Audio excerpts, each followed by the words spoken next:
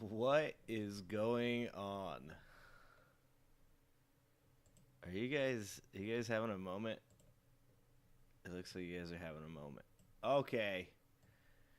This is why I don't do social media. This is why I stay out of the Discord. Oh my god, you guys wake up and fight? Isn't it too early to be like fighting? I don't know. Maybe you guys are probably East Coast. You're 3 hours ahead of me. It might be late enough to start fighting. I'm going to be watching some UFC tonight. So I'm going to save all my anger and angst for that. What's going on, guys? Oh, fuck. Hope you guys watched the new video. Hope you guys liked the new video and shared the new video and commented on the new video. It's the only way I'm ever going to actually get seen by anything. But some of the videos are doing pretty good. So, channel's growing. Discord is apparently becoming a royal rumble of what looks like people accusing each other of being MAGA. Not sure if this is the left-wing Red Scare. It's like the MAGA Red Scare. Oh, man. What's up, Liz? What's up, Woke? What's going on, guys? We got some funny news, of course, today. We've got the Marjorie Taylor Greene versus Laura Loomer. Luma. It's not a Luma. I think we should make a shirt. It's not a Luma. We're going to write that down. And we need like I forgot to talk to Gina. I keep forgetting to like reply to everybody's comments. There's a lot of stuff. A lot of stuff going on along with I just help I didn't put in the case. Somebody else put in a new case at my job, and I helped reorganize it and do all that stuff. So yesterday was a very long day. But anyways, doing a lot of work. What up, R's wife? What up, Sharon? So if I haven't gotten to some people's comments and haven't replied to some people, sorry about that. I will get there eventually. I like to respond to all of you guys and keep it personal. Keep talking to you guys. Make sure everybody knows I appreciate them. Whether you guys are fighting with each other or not, I appreciate all you guys. But we got the Laura Luma versus MTG arc of this reality TV show we call Life going on right now, which seems pretty interesting. We got the Humanist Report talking about that. A true leftist. To stay on topic with the Discord. A true leftist. The Humanist Report. We got Titus talking about the debate. We got Tennessee Brando, because we haven't listened to any Tennessee Brando. And it looks like you guys need Tennessee Brando in your life. You guys, there's a lot of frustration and anger going on. You guys need some more Tennessee Brando. So we're going to watch Tennessee Brando. We got Tay-Tay causing... Tay-Tay, like, you know what happened is that debate happened. And Kamala just, like, absolutely roasted Donald Trump. And then Tay-Tay was like, you know what? Now's the time. And Tay-Tay kicked him directly in the teeth. I heard somebody say, that's okay, we have Brittany Mahomes. Ew. Like, I'm sorry. No offense, Brittany Mahomes. You know, but, like, you ain't Tay-Tay. I'm not even a Tay-Tay fan, and you ain't Tay-Tay. We got, apparently, a Trump plot. Trump plot busted. Brand new video just came out. Adam Mockler. Fresh-faced Adam Mockler, young man. We got Charlie Kirk getting owned by young people on Jubilee, I think is what it was. This is a Brian Tyler Cohen, another one. Trying to upend the election as we have entered that arc of the election season where Donald Trump is seeing his chances at winning the election go further and further down the drain and is now attempting to do all the weird shit that he thinks he can do. We got an expose from Fair and Balanced, my twin brother from another mother, Fair and Balanced, talking about who started talking about the eating the pets. I'm sure you guys already knew, but like I said, I got shit to do. I got to catch up when I got the chance, guys. I got to catch up when I have the chance. We got apparently some Republicans having a fist fight over a nose ring in a senior center. That's just clickbait right there. That right there is just clickbait. I got anything that says Republicans fight over nose ring in senior center. 100% I'm clicking that video every single time. No fucking way I'm ever not clicking that video. And of course, I had to click this one because if you see these two right here, like, I would love to have a conversation with these guys. These guys right here, I guarantee will tell you all of the secret plans. These two right here, this man, you know what I like is the cutoff American sweatshirt. Or that's not shirt, American button-up, sorry. Cutoff American button-up. But you know what I like is I like the frayed edges. I like the frayed edges, okay? Because it makes it look like the man tore his own sleeves off. Like he just ripped them off in a fit of rage after Kamala destroyed Trump in a debate. He just ripped those arms off. He's like, people need to see these biceps. That's what I feel like. Because, come on, man. It's like when you buy the jeans with the holes in them. I used to have these two friends from Torino, Italy. Real suave motherfuckers. They're like, two of the coolest people I ever met in my life. Straight up, the most Italian dudes you'll ever meet. One was a French pastry chef, and the other was a waiter. I sat down with him, and I said, Caesar, you got any girls that you're talking to? And he's telling me about this girl. He said, I met this girl, and she's at the mall. She was at the mall. And she was beautiful. She was so beautiful. I said, yeah? I go, you hit her up for a phone number? Oh, no, John. No. She does not. She's not interested in me. And I said, well, and I looked at his pants, and he had his pants with a hole in the knee. And I said, it's probably because you can't afford a whole pair of pants. And he looked at his brother, and he said, Fabio, he does not understand fashion. I don't understand the whole. Why would you buy pants that already have holes in them? My pants get holes in them. Yeah, I still wear them for a little bit after that because that's how white trash I am. I still wear them. I'm talking about pants with holes in the butt. Like, the pockets ripped open and shit. I still wear them for a little bit. They're good for around the house. They're good for, like, weed eating and stuff like that. And on occasion, I forget that they're my weed eating pants. And I wear them out in public. Everybody gets a little view. Good thing I don't go commando. Just saying. Let's see who else is in here. What up, Mike? What's going on, guys? Hope you guys are having a good Saturday morning. Reverend Potty Mouth says he loves that video. I hope you're talking about the nose ring senior fight one because we're going to watch that. It's going to be amazing. In fact, Tired is napping. Good job, Tired. That's like, I need to nap more. I need to nap more. That needs to be something that I do. Let's watch this video. This video, Republicans have fist fight over nose ring in senior center. There was absolutely no way I wasn't going to watch this video.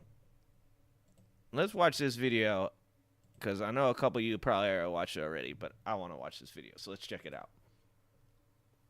Do not threaten her. Do not threaten her, Loomer yells at the big guy. Oh! Look at me, says the man in... Oh, look at this man. That is not a small dude. Ho! Ho! Look, Pink Shirt knows what's up. You see Pink Shirt right here?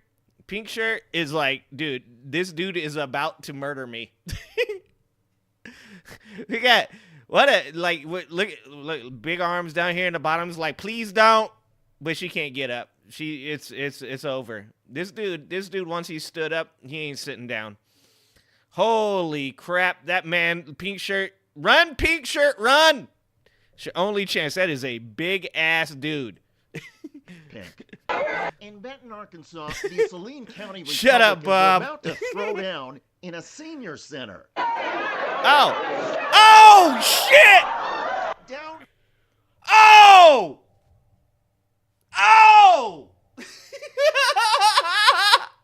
Big man down! Oh, Jesus, Pink Shirt was loaded! Oh! Pink Shirt won't play with nobody! This is Pinky's! Get out Pinky's house! Dude! He dropped Big Man! Oh, Pink Shirt wasn't playing! Oh! In a senior center. Wow! Oh, Down man! goes Bigfoot. Down goes Bigfoot.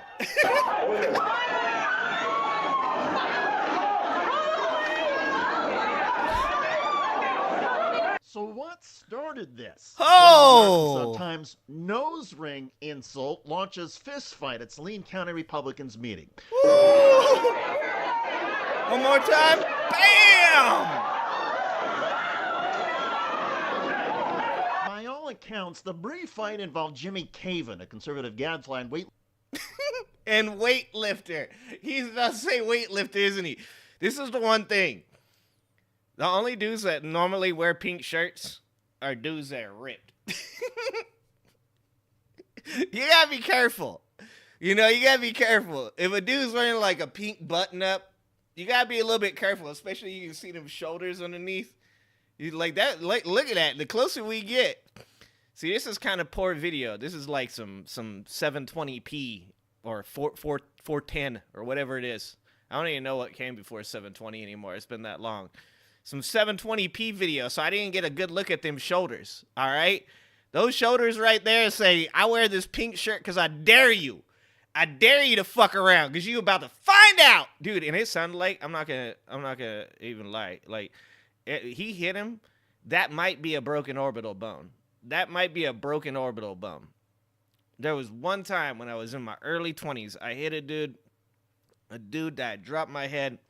He hit me in the head. He dropped his hand, and I think he broke his hand. He had his hand on the side of his, he dropped it, and I hit him, and I heard his orbital bone pop, and his whole face, the side of it just turned purple.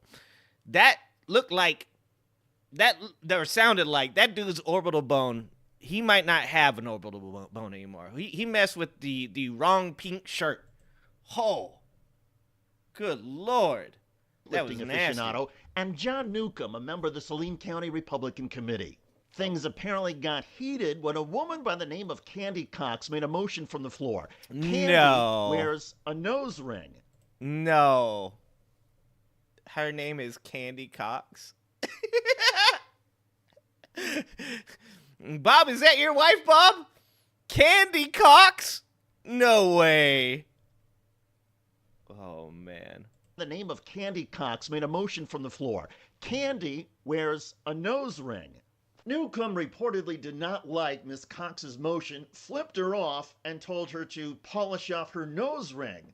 Candy says, quote, I was standing at the back of the room when I saw what Nuke was doing. I moved to go stand by Candy's side and told Nuke to not look at her, but to look at me and to leave her alone. I was hoping to take his attention away from Candy, and that would diffuse the situation. Nuke then began coming at me, stating, what are you going to do, boy? Dude, nothing says conservative meeting anger like, what are you going to do, boy? Oh, that was a bad question to ask Pink Shirt. Pink Shirt was ready. Dude, MAGA they're going through some tough times right now. There's an actual meltdown going on in MAGA right now. It is not going well. They need some happiness, some positivity in their life. Here's my plan. I think we need to get conservatives together, get them in a room, and maybe play like 10 hours of the Care Bears, right? Maybe some Teletubbies, some Blues Clues. You know, take it back. Like really like reset the Republican brain. Like maybe some Sesame Street. Like just some good vibes. Won't you be my neighbor? You know, like let's get some "Won't you be my neighbor" up in here. Like that's how I feel. I feel like we need this to recover, to reset, to heal. Candy Cox, what up, man? What are you gonna do, boy? Let us spike in. I am 62 years old, 5'9", and 195 pounds. As I stated earlier, Nuke is a massive man and looks to be in his 30s. For the record, John Newcomb is 6'5" and weighs over 350 pounds. With the look on his face, I knew I was in certain danger and felt Candy and others were as well. As he got close, I prepared myself by taking a defensive position and told him to back off, which did not faze him one bit, so I put my hand up in an effort to stop him again. However, he just kept coming. I could not hold him back, and when he was upon me, I knew I had no choice but to defend myself in the hopes of not getting hurt or worse. I Thankfully, injured that my paid off shoulder other than I throwing injured the my punches. shoulder throwing the punches. Wow! Oh, God damn! To be clear, I do not advocate violence. However, I believe that violence is a last resort in the defense of myself and others, as is our right under Arkansas law. Had I not acted to defend Other in myself, I and Arkansas. others could have been severely hurt. My attorney spoke to several persons present last night, and they all reported feeling threatened by Nuke. Nuke approached my attorney and attempted to fight him as well All after right. I had left the building. I make zero apologies for my actions. Dude, Nuke, brother, my brother in Christ, dude. Like, you just got knocked out. Like, don't go try to fight anybody else. Why is it always the dude that gets knocked down, like gets punched and gets dropped, then he tries to get up and like fight other people too? Like, you already lost one fight. You don't need to go on a losing streak. Like, buddy, your brain ain't correct anymore. Like, you probably just got CTE, okay, from that one shot. You don't need to get up and try and fight everybody else. Like, you are already prone to get knocked out again if you attempt to fight another person. Also, you're in a senior home, dog. Like, why you guys, why you picking fights? Why you 6'5", 300 pounds trying to fight 60-year-olds and get knocked out? How are you going to be 6'5", 300 pounds getting knocked out in a senior home? They're like, that's like, look, guys, there's a lot of bad places you could be in life. A lot of bad places. Like, you know, you can find yourself 65 years old, you know, working at McDonald's. Your kid don't talk to you. Like, you been divorced 3 times. Like, there's a lot of bad places that you can be at 65, okay? But you don't want to be in your 60s, being 6'5", 300 pounds, trying to throw your weight around and get knocked the fuck out in a senior home. That is not what you need in your life. You got to start questioning some choices if that's what's going on. Wow. Wow, this is a good video. I'm glad I watched this. I make zero apologies for my actions last night, and in fact feel proud Damn this right. morning for standing up to a massive Damn bull. right, Jimmy. I also want to make crystal clear Wait, that I if don't know anyone if that's doesn't Jimmy. like or has a problem with what I did, then please pay particular attention to the following. I do not care. Bro, Pink Shirt's ready to fight everybody. Pink Shirt has had enough of everybody's bullshit. Pink Shirt's gonna fight the whole goddamn senior home. He's like, anybody else got something to say? Step the fuck up. All over a nose ring. Period. Oh, what I'm going to do now is man. continue to do what I do What by up, fighting Golf? corruption and wrongdoing in government around the state, stand for those who are not able to stand for themselves, and fight for our freedoms. If that bothers you, then get used to it, because I am like country music. I'm here. He said, I'm like country music. I am here to stay. As long as it's old country. Like, I don't know, like, you know, some George Strait, George Jones, Dwight Yoakam, even some Buck Owens. You know, none of that new shit. None of that, like, fucking Jason Aldean, Luke Combs. Like, it'd be great if that country wasn't here to stay. That'd be great. What up, James? What's going on, guys? Dude, Sharon says, don't mess with us short people. Like, for reals, though. Like, that's real shit right there. Short people they're mean. They're like, you know, they've got a lot, like, pent up. And also, like, just take one look at Tyson, okay? Tyson ain't short, but he's smaller than all them big-ass heavyweights. And all that did was make him have a mean uppercut. It just gave him, he had that, like, business going on where he'd fucking come up in there. Like, he just had the right angle to just clip you with a fucking uppercut right in your goddamn chin. Like taller people couldn't do that. Tyson come in there like, fucking, pow, and fucking drop you. Like, the meanest, the nastiest fucking uppercut you will ever see in your life. Here to stay. John Newcomb has told reporters that he did not intend to hurt anybody and that Jimmy Caven sucker punched him. The Saline County Republican Committee of Arkansas, which Newcomb... Look, I come from the place. You don't get in somebody's face unless you're ready to throw hands. Like, that's what it is. I tell my kids, I tell everybody I meet, like, you don't push, you punch. If you want to fight, then you better fight. Like, you don't come up in there, you push somebody. All you do is you're giving them the space to throw a bomb. Okay, Like you don't want to give people that space and your hands are down.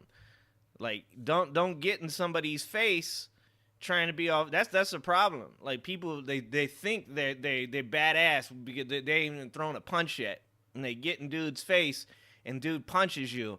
Well, what did you think he was gonna do? You're 6'5", 300 pounds. I'm sure you feel like you intimidate lots of people, sir. But today you did not intimidate Pink Shirt. Okay. Pink Shirt was ready for that ass, and Pink Shirt looks like he's been lifting a long time. Pink Shirt's probably been waiting to hit a dude, okay? Holy Pink Shirt, man. As a member, issued a statement defending him, saying, quote, John Newcomb has no history of violence. His mere size and stature is not a threat to anyone. A review of the video and multiple witness statements confirms that not only did Mr. Newcomb not hit Mr. Caven, but Mr. Caven was clearly the aggressor. Whatever. Saline County, Arkansas Republicans have reportedly been in disarray for a while with... Dude. Yeah, you didn't lose your music, did you, He Hurts? I've been listening to your stuff, man. All this stuff. If you guys don't know, He Hurts makes beats, makes music, so you guys should check out He Hurts channel. That's good stuff, man. Like, 100%. Love listening to that stuff. Play it for my wife and stuff.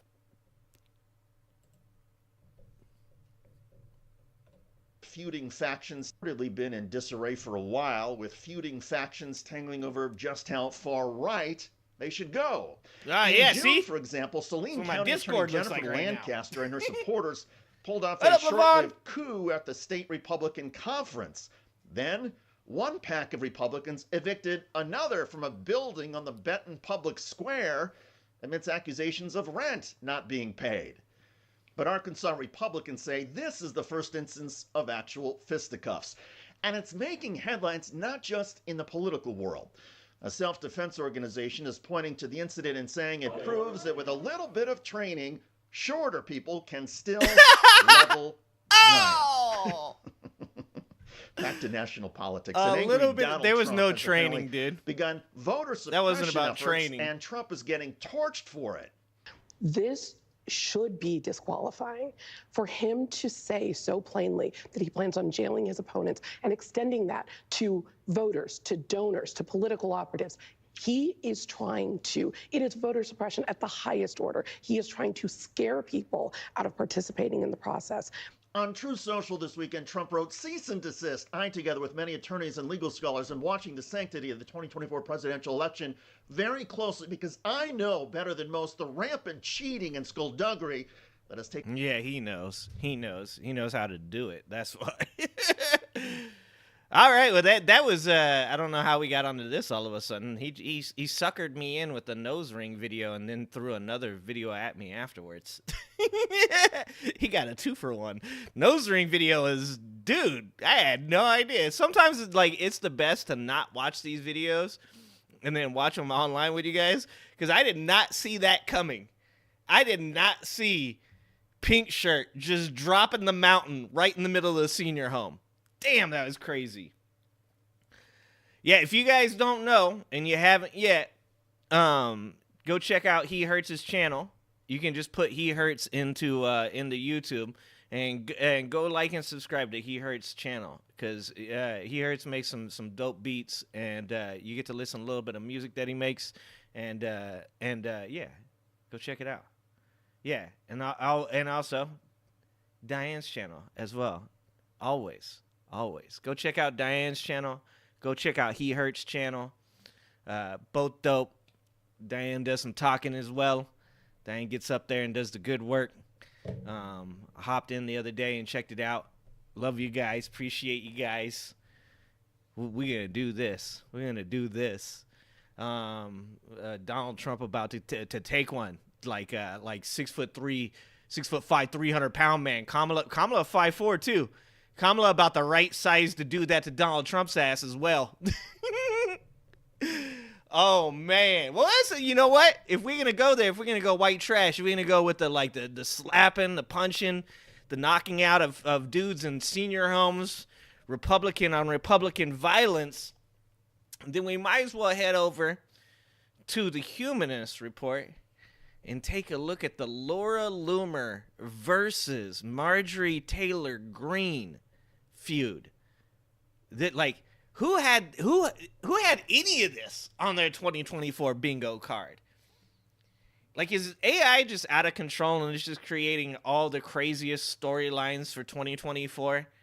Who had Laura? Well, I guess I kind of did have Laura Loomer versus MTG on the bingo card, because I know that Laura Loomer wants to be the press secretary and MTG wants to be, she wanted to be the vice president at one point.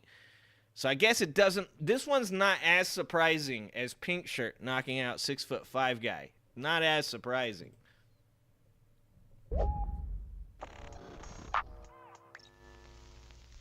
Apparently, Laura Loomer and Marjorie Taylor Greene are beefing. Now, it's to my understanding that Laura Loomer actually helped Donald Trump prep for the debate, along with Tulsi Gabbard. That tells you a lot. That actually tells you a lot.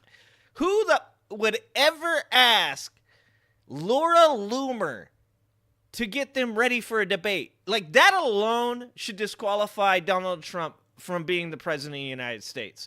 I mean, forget the fact that he's a felon. Forget the fact that he's a sexual abuser. Forget the fact that he committed treason.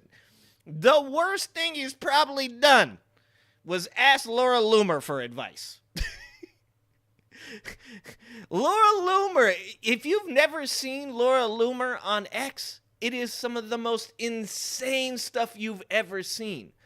Like, Laura Loomer makes Jerry Springer look high class. Laura Loomer is like if you were to scrape the bottom of the bottom of the bottom of the barrel.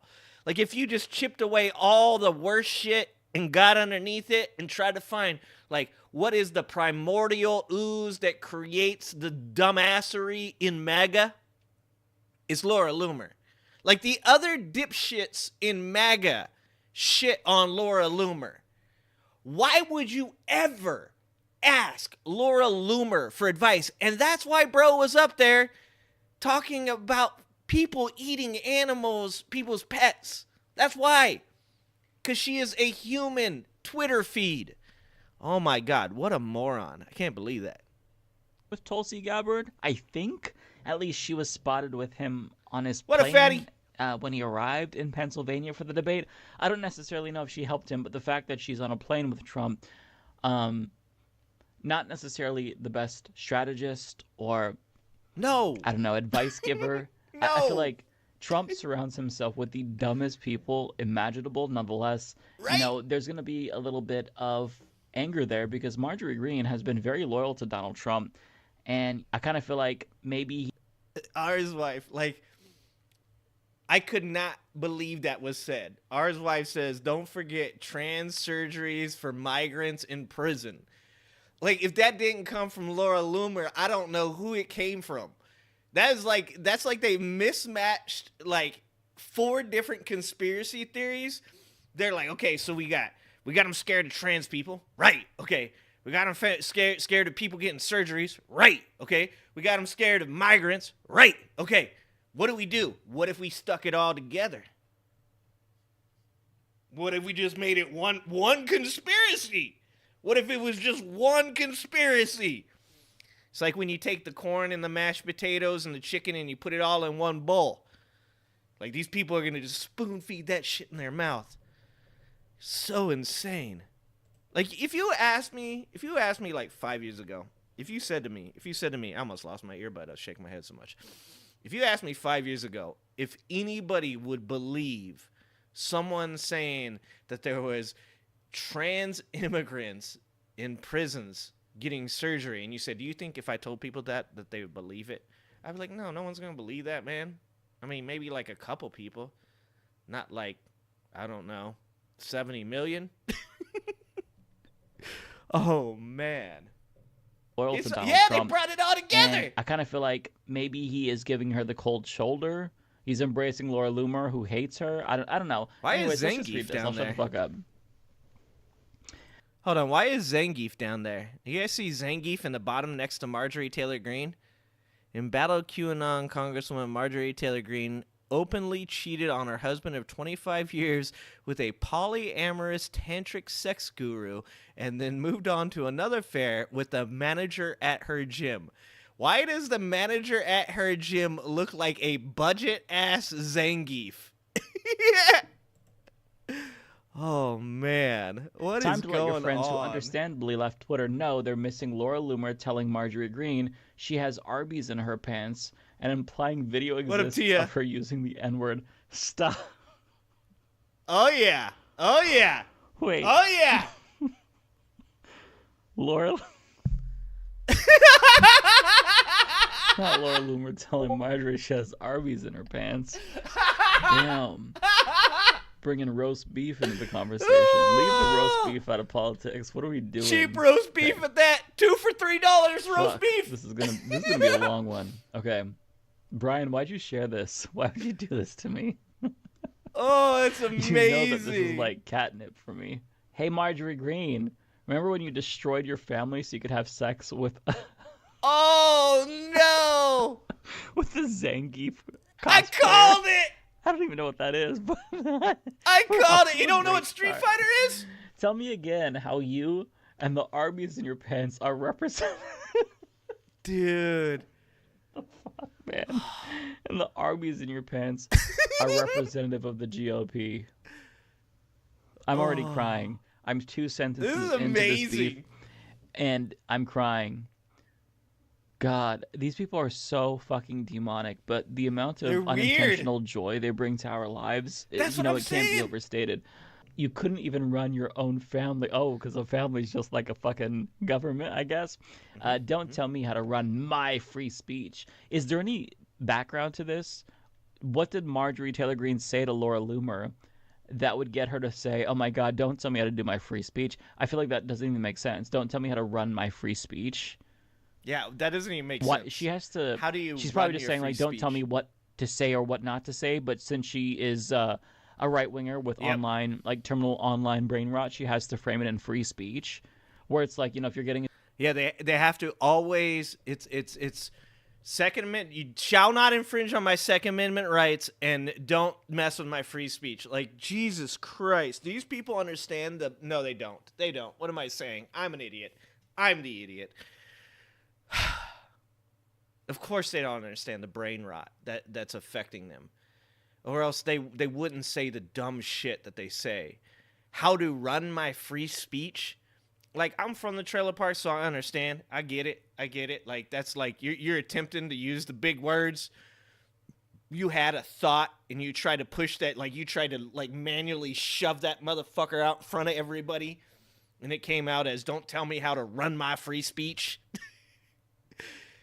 Good God, like there is no way that you could tell, like my grandfather, right? My grandfather, 30 years plus in the Army. Like, he grew up during you know, all the I wouldn't say the best presidents, because obviously the best was Washington, Lincoln, Theodore Roosevelt, but some of the best, right? Like real politicians, real Republicans, real Democrats, like people that were like really serious about the job. Like, you could not tell him that this type of reality exists and have him believe you. There's no way he would believe you. Like, holy shit. You could not tell, like, former generations, like the older generations.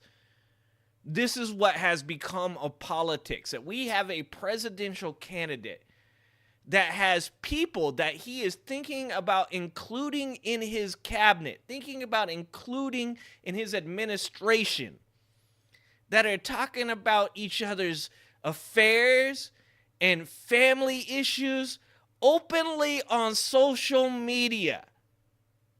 This is insane. Show me people on the left, not in my Discord.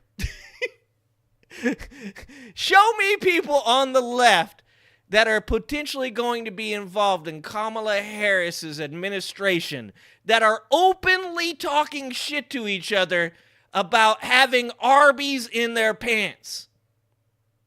Please show me that. I need to know from all these people that come into my chat, all these conservatives that come into my chat. The left is just as bad as the right. The left has crazy people too, bro. And all they can point at is AOC, who's not even crazy anymore. She was crazy for like 5 minutes, and then she calmed down a little bit. She wasn't even crazy. She was just Latina. Like, a lot of white people out there haven't ever encountered a fiery... Is she Puerto Rican, right? She's Puerto Rican. Haven't, ran into a fiery one. Like, that's how they ain't mad. That's how they talk, okay? Wow.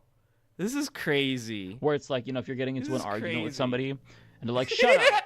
You're like, don't violate my free speech. Like, that's probably like the way that they think. They think in tweets. But anyways. Hold on, he's a real lefty, Andrew. This is the most Marjorie, lefty of I guess, lefties. responds. I'm not sure what the order this is in, but this is appalling and extremely Okay, let me read this first. So this is from Laura Loomer. Okay. So Laura Loomer tweeted, if Kamala Harris wins, the White House will smell like curry, and White House speeches will be facilitated via a call center, and the American people will only be able to convey their feedback through a customer satisfaction survey at the end of the call. Okay, no way! Okay. I did a double. Marjorie Greene is calling out Laura Loomer's racism? What? Is there some kind of fuckery with the multiverse going on? Yes. Is this the same Marjorie Greene that we had from a... Dude, I blame CERN. You guys know that there's a conspiracy theory, right? There's a conspiracy theory that all of this stuff started happening right around the time that they found the Higgs boson. When they found the God particle. And I'm not normally a conspiracy theorist, guys. But I can tell you this right now. It seems as though we have gotten to a point where reality does seem a little strange. Marjorie Taylor Greene calling out other people for racism is a little strange. It's a little strange. Hold on. A couple of months ago, what are we hiding Andrew for? Guys, remember, we don't hide people because they disagree with us. They have to break the rules. If Andrew disagrees with you, you can't hide Andrew because he disagrees with you. I don't know. I'm not going to get into this right now because I'm in the middle of video, but we must observe the rules. I will review chat after Greene, this. Who I will review chat. Claimed that wearing masks on the floor of the House was akin to the Holocaust. Is this the same person, or did we get a little switcheroo? Or maybe there's a Freaky Friday situation going on. But Marjorie Greene is calling out Laura Loomer's racism towards Kamala, a Democrat. It's like if Goebbels and Hitler had Twitter back in the day. And, like, Goebbels was getting irritated with Hitler at one point or another, and he started calling him a racist. If it's like Goebbels came out and he's like, Hitler's anti-Jewish. He's not the right person for the German government anymore. He is not the great uniter. He is the great divider. Like, dude, this is some Goebbels on Hitler violence right here. Holy shit. Yeah, I'm trying to wrap my head around this. Oh, you guys can disagree with my brain's whoever you about to want. explode, but let's keep going. This is appalling and extremely racist. It does not represent who we are as Republicans or MAGA. This does not represent President Trump. This type of behavior should not be tolerated ever. Laura Loomer, you should take this down. Damn.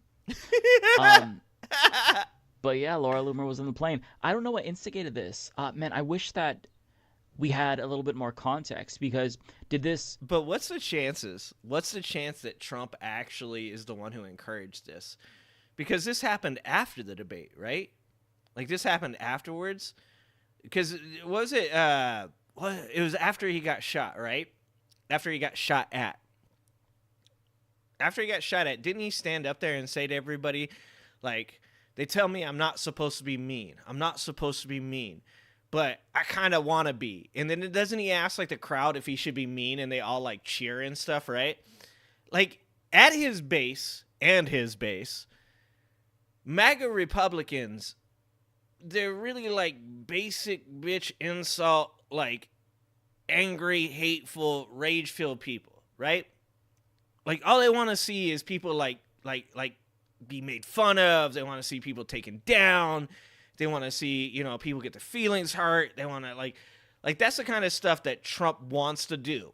And then you've got Vivek that's trying to come in and be the calming voice, right? Like it's so weird to see. It's really strange to watch the Republican Party as a whole right now, because they're like, it is a goddamn soap opera. And you've got Vivek over there who's trying to be a more conscious Trump. He's trying to do the things Trump does with rhetoric, but at the same time he's like, we gotta talk about Kamala's policies, guys. We gotta not talk about her race. We gotta talk about Kamala's track record. We gotta not talk about whether or not she's Indian or not. He's trying, which is weird coming from an Indian dude. But he's trying to be a kosher version of Trump, which is there's no such thing. There's no such thing. You can't combine logic and analytical abilities in Trump.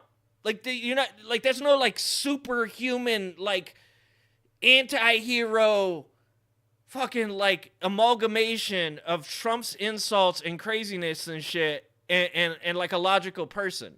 They think they're gonna Vivek thinks he's gonna form George Carlin. He's gonna be able to both talk shit, make good points, and just take people down all the time. That's what he thinks he's gonna do.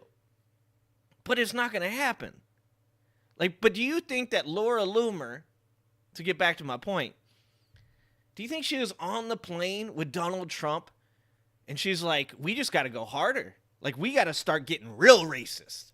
We gotta say the most mean things. We gotta insult the shit out of these people. And do you think Donald Trump looked around, made sure nobody was close? He made sure Vivek was in the bathroom? He's like, yeah, do that. Do that. Can you do that for me? Because they're telling me I'm not allowed to do it. And Laura's like, as long as you say tonight that they're eating the cats. And he's like, deal. It seems insane.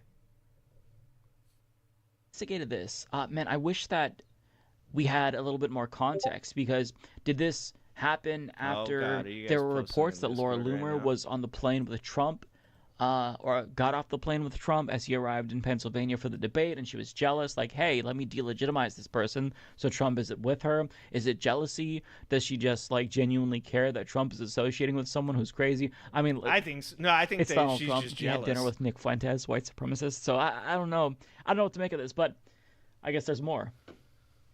Okay. Who's this guy in the corner? That's Zangief, Exclusive. bro. In battle, It's Zangief. QAnon Congresswoman. And she's not even joking, dude. That he's got his chest hair shaved like Zangief. I once shaved an arrow in my chest hair. I'm not gonna tell you guys where it was pointing. Okay. It's for my wife. All right. None of your business. Uncle Fatty says, did you see the Latino reporter question Stephen Miller to the point of fash nerve MAGA meltdown? Best, most worstest Miller has never been seen. I did not see that. I'm going to have to watch that as well. There's so much to catch up on. That is that's budget Zangief right there. That's budget Zangief. Also, guys, if you own a gym, you got to be a little bit tweeter better than that, okay? If you own a gym, you got to be a little bit tweeter, especially if it's a CrossFit gym, because I know that Marjorie is a CrossFit person. That's not a CrossFit body, okay? That's a little bit of roids and not enough work. That's all I'm going to say. Guy in the corner. Skullduggery. Exclusive. Embattled QAnon Congresswoman Marjorie Taylor Greene's openly cheated on her husband of 25 years with a polyamorous tantric sex guru, and then moved on to another affair with the manager at her gym. This is the person, I guess. Does he not look exactly like a Street Fighter character? What's That's his name? Zangief. I can't remember the name of the character. It's Zangief, bro. I'm blanking, but It's giving Street Fighter. Okay. Just don't Once go again, down any Marjorie further. Greene, who is You see him extremely in his jealous and Speedos. vindictive over the fact that she wasn't successful in turning Donald Trump against me. Okay, so that's what this is about. At least according to Laura Loomer, who, like, I don't want to take sides here because I just want to say let them fight. They're both evil. But if I had to take a side, gun to my head, I would think that Marjorie Greene is probably more sane than Laura Loomer. And I get that the bar is... Yeah, I'm going Marjorie Taylor Greene as well. If you told me, like, right now I had no choice, like, I had to have one of them. One of them was going to be in my life and I'm going to have to deal with on a, like, regular basis. It's going to be Marjorie Taylor Greene. Because Marjorie Taylor Greene is insane. She believes, like, dumb shit. Like, she's the Jewish space laser lady. She agreed that Ruth Bader Ginsburg might have actually been another person wearing Ruth Bader Ginsburg's skin to keep the Supreme Court spot, which doesn't even make sense because she eventually, like, died outside of Obama's term and, like, lost that spot. Like, it doesn't even make sense. We played a night where we went just through all the Marjorie Taylor Greene, like, craziness that she said before. She straight up has agreed with QAnon. She was like, I mean, if it would have went that way, I think that if Donald Trump would have been elected a second time, she would have just went full QAnon. She's pretty fucking crazy. But Laura Loomer is a level of crazy that's like, if you date Laura Loomer, she might try to murder you, like, allegedly. Like she's the type of girl that you're like you're not even cheating on her. You ain't even doing some stuff. You just, like, come home a little late because you worked a little bit long, and she might try to poison you, allegedly. That's all I'm saying. I'm saying that it's a different type of crazy. There is, like, crazy, I believe, like, some weird, dumb shit crazy. And then there is, like, potentially murder you while you're sleeping crazy. And allegedly. That's all I'm saying, okay? I'm going to MTG as well. I think Figueredo here, if I'm saying his name right, I think he's got a good point. Solid point. Evil, but if I had to take a side, gun to my head, I would think that Marjorie Greene is probably more sane than Laura Loomer. And I get that the bar is, like, it's in hell. But Marjorie Greene is probably more mature and reasonable than Laura Loomer. And that is the only context that I will ever say Marjorie is sane and reasonable, comparatively speaking, to be very fucking clear. Don't take me out of context. Oh, that's the Zangief. Okay, thank you. That's the Zangief reference from earlier. He caught him! Okay. Oh, so he's literally a cosplayer. So when I was saying it's giving Street Fighter, like, he was actually going for that. Okay, that makes sense then. I've not played Street Fighter since Street Fighter 2 on the Super Nintendo, and I don't remember a lot. Okay, do you guys think Marjorie Taylor Greene and Zangief there, do you think in their sexual escapades, do you think they were wrestling? Because Marjorie, you know, I used to call Marjorie been lifting. That's what, because them shoulders, okay, and that jawline. Who do you think wins out of a wrestling match? Okay, here's the question. I'm sorry, we're going to go here. This is where we're going to go. Do you think they wrestled to find out who gets to be on top? And when I say, I mean, or who gets to be from behind? Like, Marjorie asserts dominance, and then the strap-on comes out. I'm just saying. It's a possibility. Allegedly. That's where I go with this. Sorry, guys. That's where I go with this. Okay, that makes sense then. I've not played Street Fighter since Street Fighter 2 on the Super Nintendo, and I don't remember a lot. Yeah, that's a bobbit, Cajun. Perfect, Cajun. Remember my dad would spam the kick attack, and I would lose every time because it'd be very difficult to dodge that. That's all I remember. I haven't played it since. No, that's not true. I have. This is such a tangent. I'm like Trump with fucking crowd sizes. Let me continue, okay? She wasn't successful in turning Donald Trump against me and stop behaving like a leftist. Oh no, and accusing me of being racist. Kamala Harris. See, you never want to be accused of being leftist. Don't act like a leftist because that's a cardinal sin for How dare you? like Laura Loomer. Kamala Harris is on video calling herself Indian and saying she cooks with curry. And what the fuck is the point though? Yeah. So she said the White House is going to smell like curry. Do you think that she's going to cook curry in the Oval Office? You're being racist. And now you're trying to be like, oh, no, I wasn't trying to be racist. You know, she cooks curry. Laura, shut the fuck up. You know exactly what you're doing. You No, but that's just straight up, that's Trump style right there. Like, she's just being Trump. I mean, that's what he does, right? Like, he says things that, like, everybody else is like, bro, that's racist. Or, bro, that you're, like, inciting violence. And he's like, it's not actually what I said. What is it? It's the one that they keep doing that drives me fucking nuts. It's like, when I say, he said he's, that you might be able to inject bleach. And people are like, he didn't say that. Bro, he didn't say to inject bleach. He asked a question. And it's like, yeah, he asked. So what he literally said is he said that you could find that disinfectant in the lungs seems to kill it. And then he turned around and looked at a doctor, the lady who was in charge of his team at that time, and said, what do you think? Do you think maybe you could find a way to inject the disinfectant into the lungs? Do you think that would work? I don't give a shit. He didn't say inject bleach. You know what the fuck he's saying. It's not any better. It's not like inject bleach or inject disinfectant are somehow like worlds apart. Like, she's just doing the same thing. And this is what drives me nuts about Trump supporters, is they're like, dude, like what he said, actually, if you listen to it, that's not what he said. It's like, no, but it's so goddamn close that you can't just like come up with some shit and be like, plausible deniability, bro. Not that they even can say words that big. Both of those words are way too big for them. That's not what he said. That's what he said. That's what he said.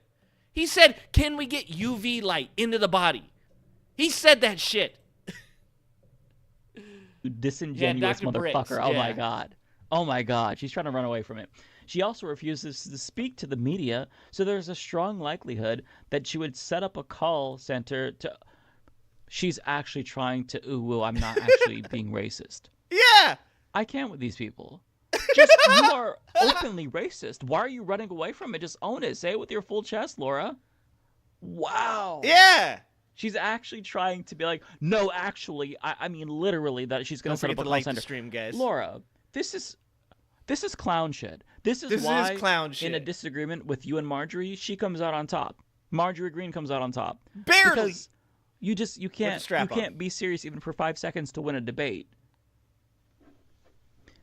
She also refuses to speak to the media, so there will be a strong likelihood that she will set up a call center to avoid speaking to the press and being honest with the American people. Okay, sure.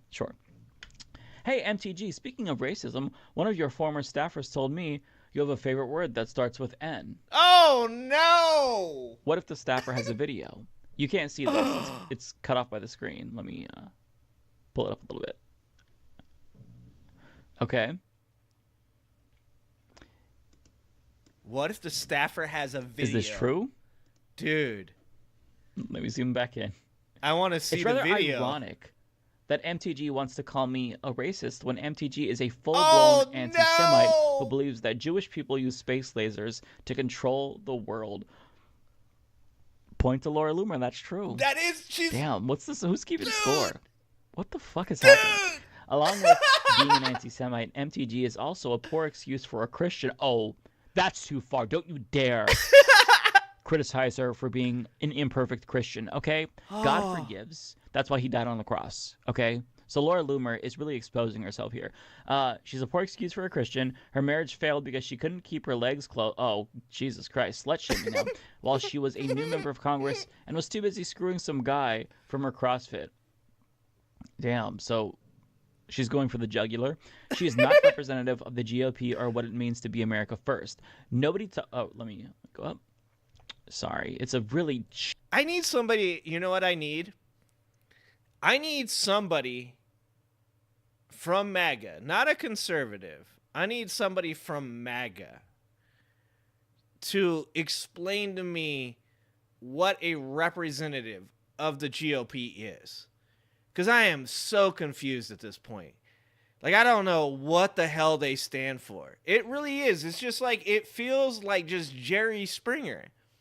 Like he said at the beginning of this, it's both like really sad, but it's also stupid entertaining to watch this stuff. It's like, the way I always look at things is like, what can you do about something, right? Like when people like try to like give me all these like conspiracy theories and stuff, right? Like this is going on and this is going on and this is going on. And doesn't this concern you? Why aren't you worried about these things? And I'm like, because I ask myself, like, what can I do of something about? Like, even if it's true, what can I do about it, right?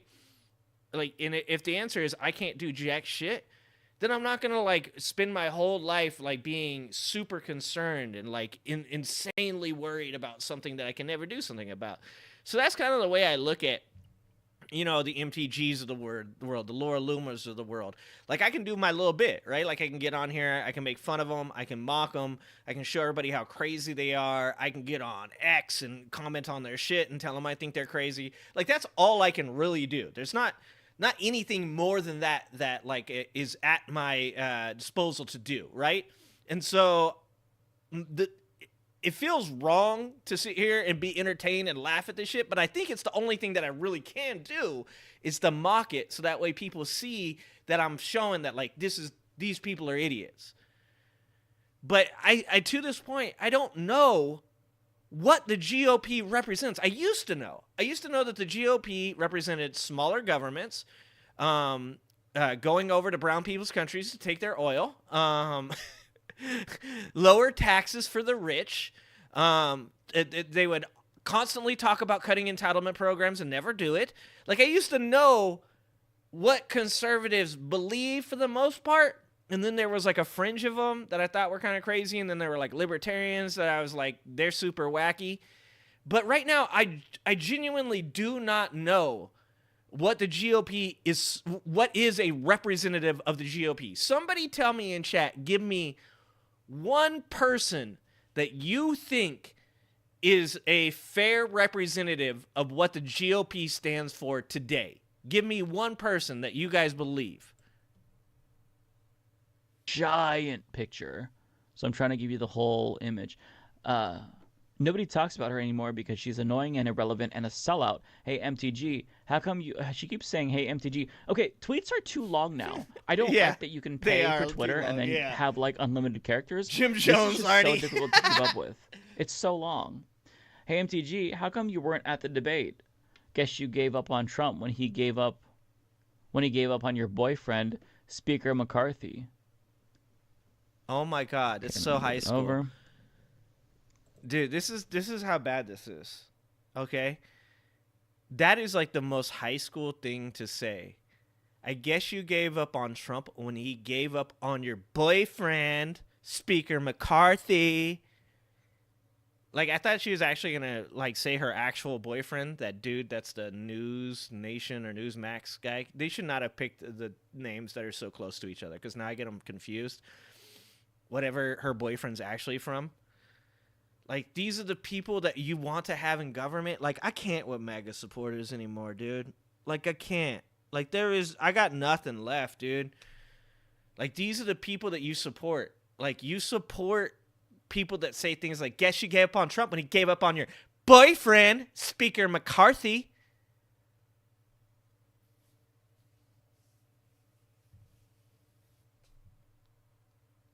What are we 16?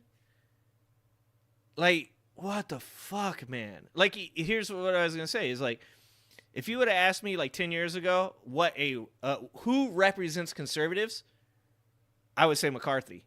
I'd point right at McCarthy and I'd be like, or McConnell. I'd point at McConnell. I'll be like, right there, McCarthy, McConnell. I could tell you 100% who represents the Conservative Party. I'd be like, McCarthy, McConnell, right there. Those are the people that represent it. Not anymore. Not anymore. There's fucking nut jobs. Nut jobs. What a weird thing to say. And Speaker McCarthy. Ted Cruz? Over. Ted Cruz is probably actually a pretty good call, or his wife.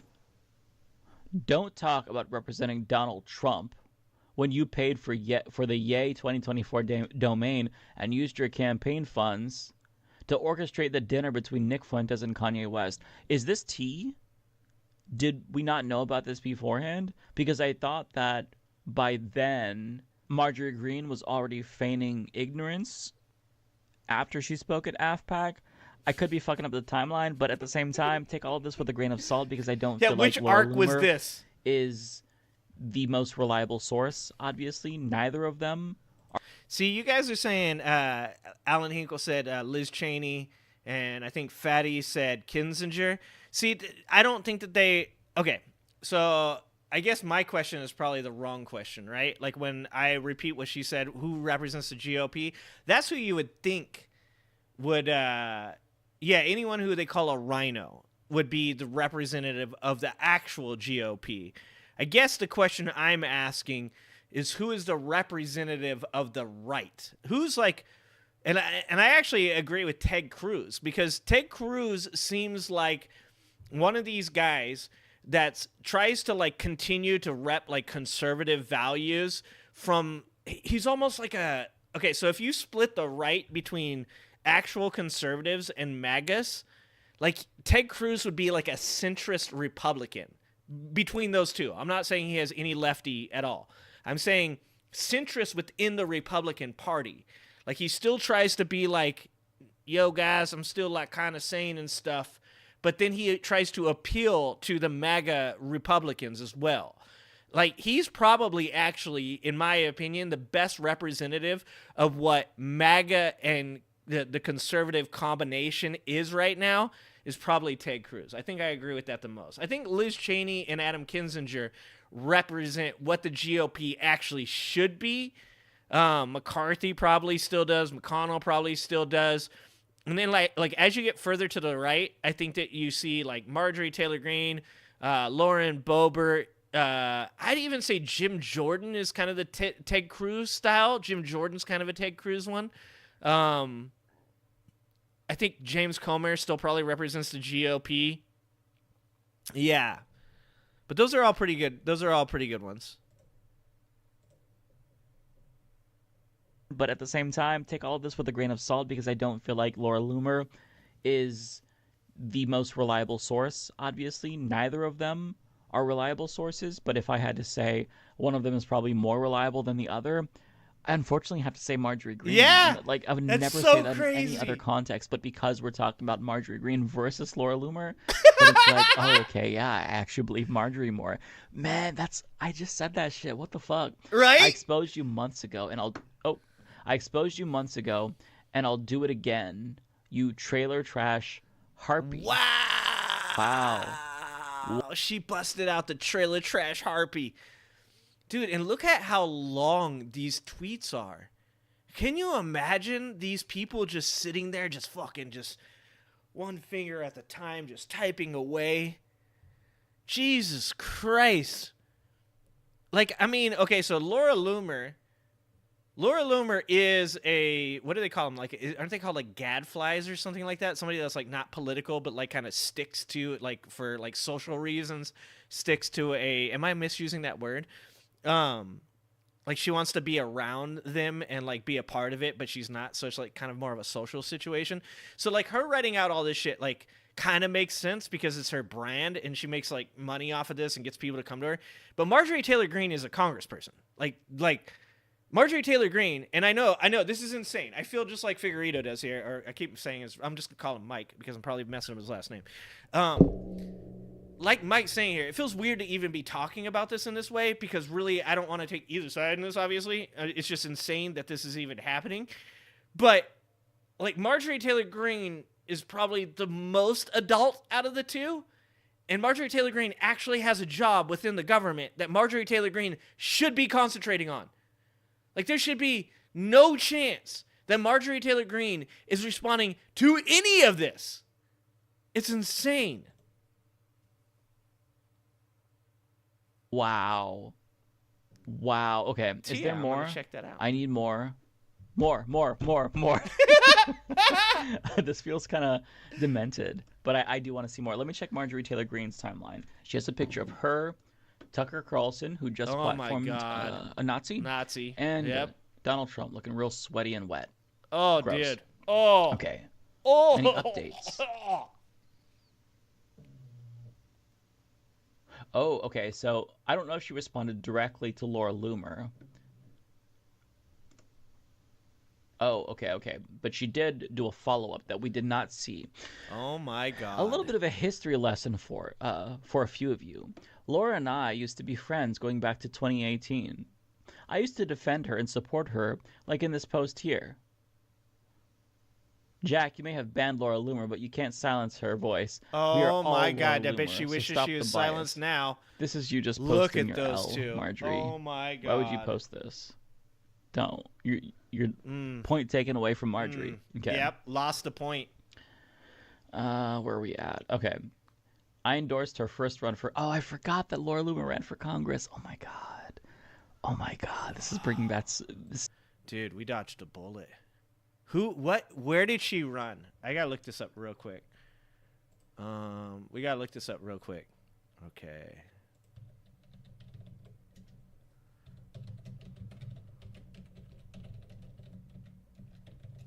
One of you guys is probably already typing it out right now. Laura Loomer. God, she is so weird looking. She's one of the weirdest looking people ever. Florida. Ow, wow. She didn't win in Florida? Florida! Florida! Holy shot. Florida, you guys did good. We dodged a bullet. We dodged a bullet. Can you imagine? Dude. Can you imagine what Congress would look like right now if you had MTG, Lauren Boebert, and Laura Loomer in Congress? The squad versus those three. Oh my God. That would have been horrific, dude. Although I think Jasmine Crockett, I'm 10 toes down in support of Jasmine Crockett. I think Jasmine Crockett could take all three of them at the same time. I think that Jasmine Crockett would have handled those asses. That's all I'm going to say. Wow, we dodged a bullet, guys. So many fucking memories. God, my brain is rotten to the dodged core a bullet. to be enjoying this. I have to acknowledge this is truly This is a trailer new park low shit. for me. The fact Yep. that I'm reading this This is trailer park. and it's like fucking I don't know TMZ for me. God, what's wrong? What is wrong with me? I need to stop. It's okay, Mike. Following politics. I she endorsed her does look first like run for Jigsaw. Congress, donated to her, and fundraised for her, and then she lost.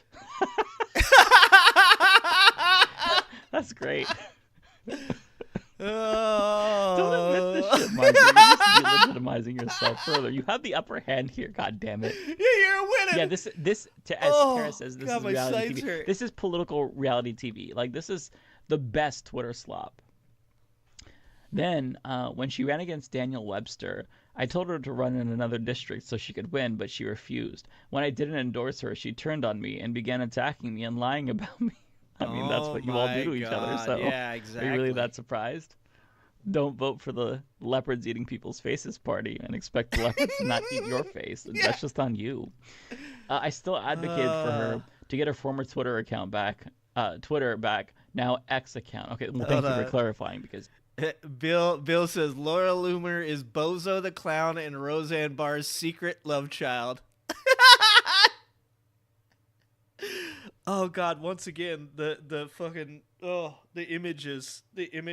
Oh God! Someone says she looked like Jigsaw. Like that's 100%. I think that's Spiking. Yeah, Spiking says she looks like Jigsaw. She dead on looks like Jigsaw from the Saw movies. That is so crazy.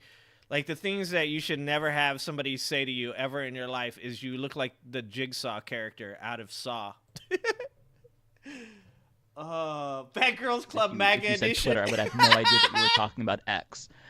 Laura has lied so much about me and others like Matt Gaetz. What Even up, though we Great are Bill? President Trump's most loyal and fierce elected members of Congress. She breaks a few good stories here and there, but there are many others she embellishes or flat out lies. However, You like the MAGA thing too?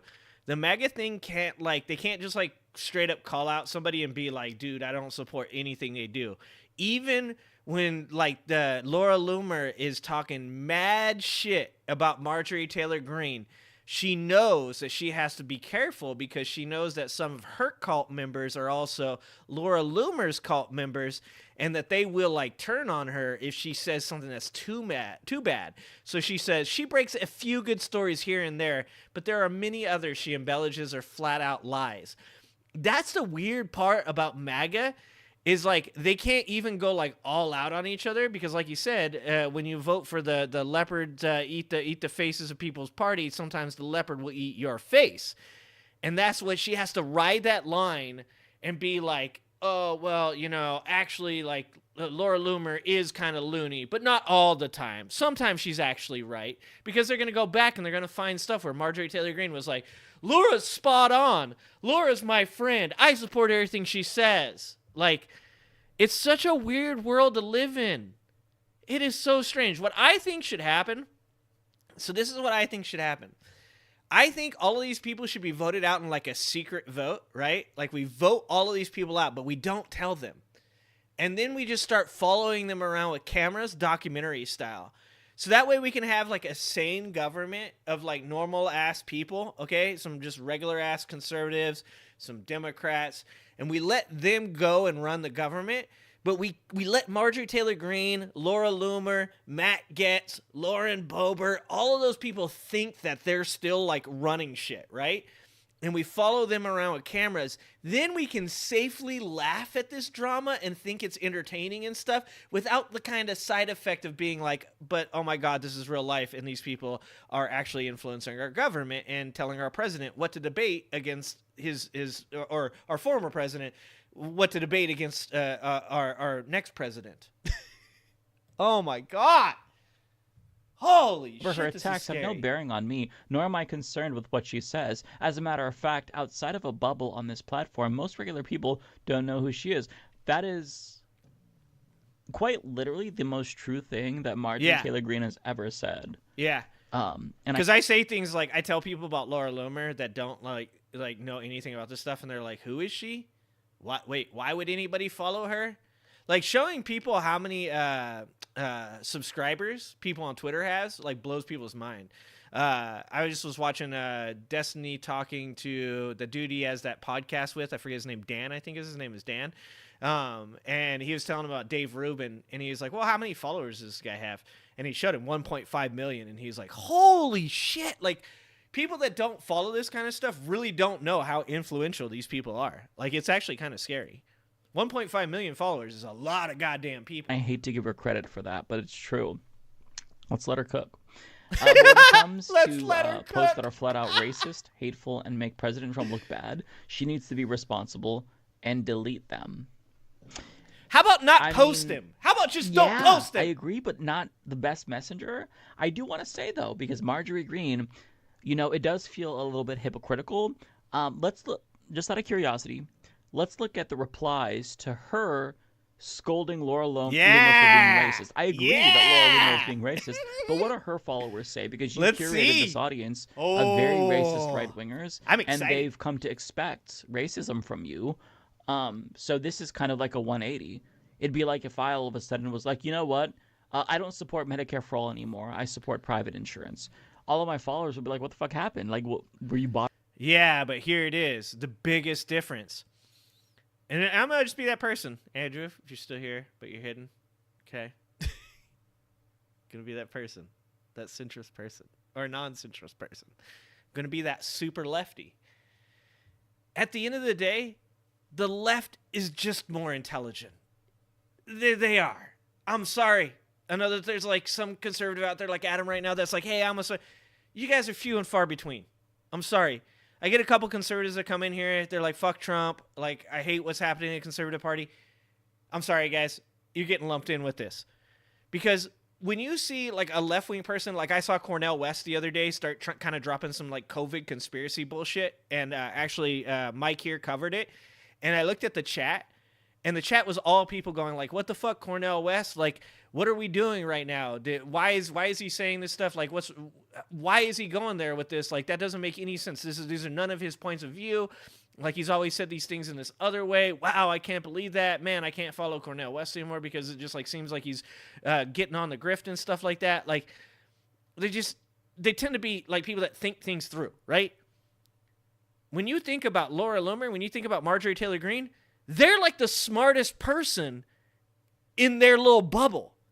And that's scary. Everybody below them, all the people that comment on their shit, all the people that like reply to the things they say, those are like the bottom of the pyramid people. That's the proletariat for MAGA. They don't give a shit that they'll never be anything, and they think that they can live vicariously through Laura Loomer or Marjorie Taylor Greene. So the chat is just horrific usually. It usually either becomes really angry, hateful, and vitriolic. Is that a word?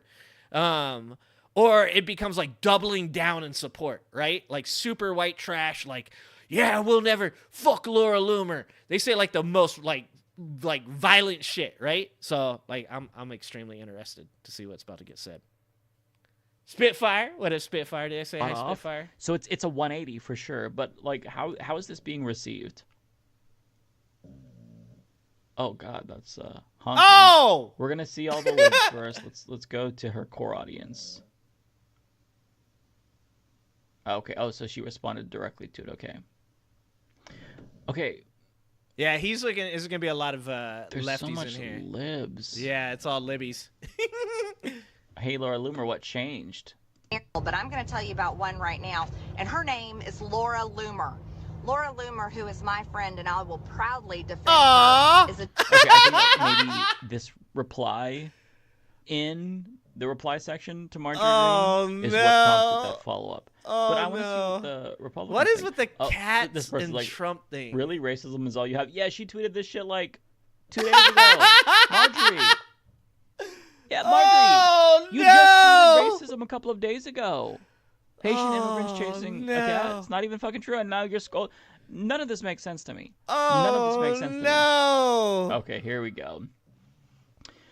Back the fuck up. You haven't done shit for this country except run your fat mouth online in congressional hearings. Yeah, see, Not here one it is. person has There ever it been is. brought to justice. At least Laura, who is a private citizen, by the way, is actually exposing criminals and frauds. This one is like, hey guys, can we stop fighting? Can't stop fighting. If real yeah. Donald Trump supporters cannot I focus really on being want. elected, That's a we are all Russian fucked. bot. They won't swear though, but they'll vote for a racist like Donald Trump who wants to kill democracy. That's a Russian Stop bot. This. You're feeding the enemy. Trump 2024. I really want him to win. Okay, Annie. Fuck. I feel like you didn't need to weigh in here. Who gets to decide what people get to say? You. Oh, so there we go. There we go. This MAGA. one. I would guess that they're a Trump MAGA. supporter. They're a right winger who, Marjorie Taylor Greene hoped to follow her. Now they're like, hey, Don't tell me how to why run are you my saying free racism speech. is bad. You told us racism was good. We're following you for the racism. Exactly. Amen, sister. There's so many liberals mixed in. STFU, Jezebel. Shut Okay, the Jezebel fuck is up, something that a Christian Jezebel. would say. That's a right winger.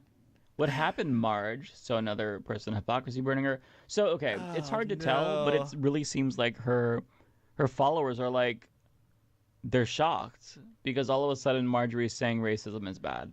I do want to check Laura Loomer's timeline and see what Oh she's God, saying. stay out of Laura if Loomer's there's any timeline. It's updates. insane. Laura Loomer Unleashed should be unhinged. Of course, it's on Rumble.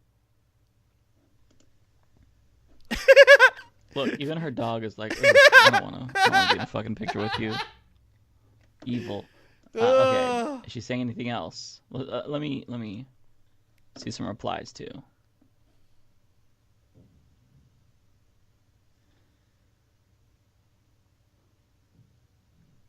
To the many reporters who are calling me and obsessively asking me to talk to them today, the answer is no.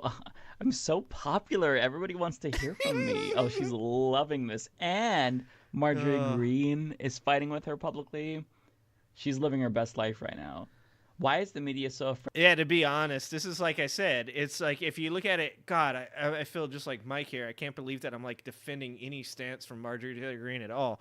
But it's like, if Marjorie Taylor Greene was a smart person, she just wouldn't be replying. Like, this is like Laura Loomer.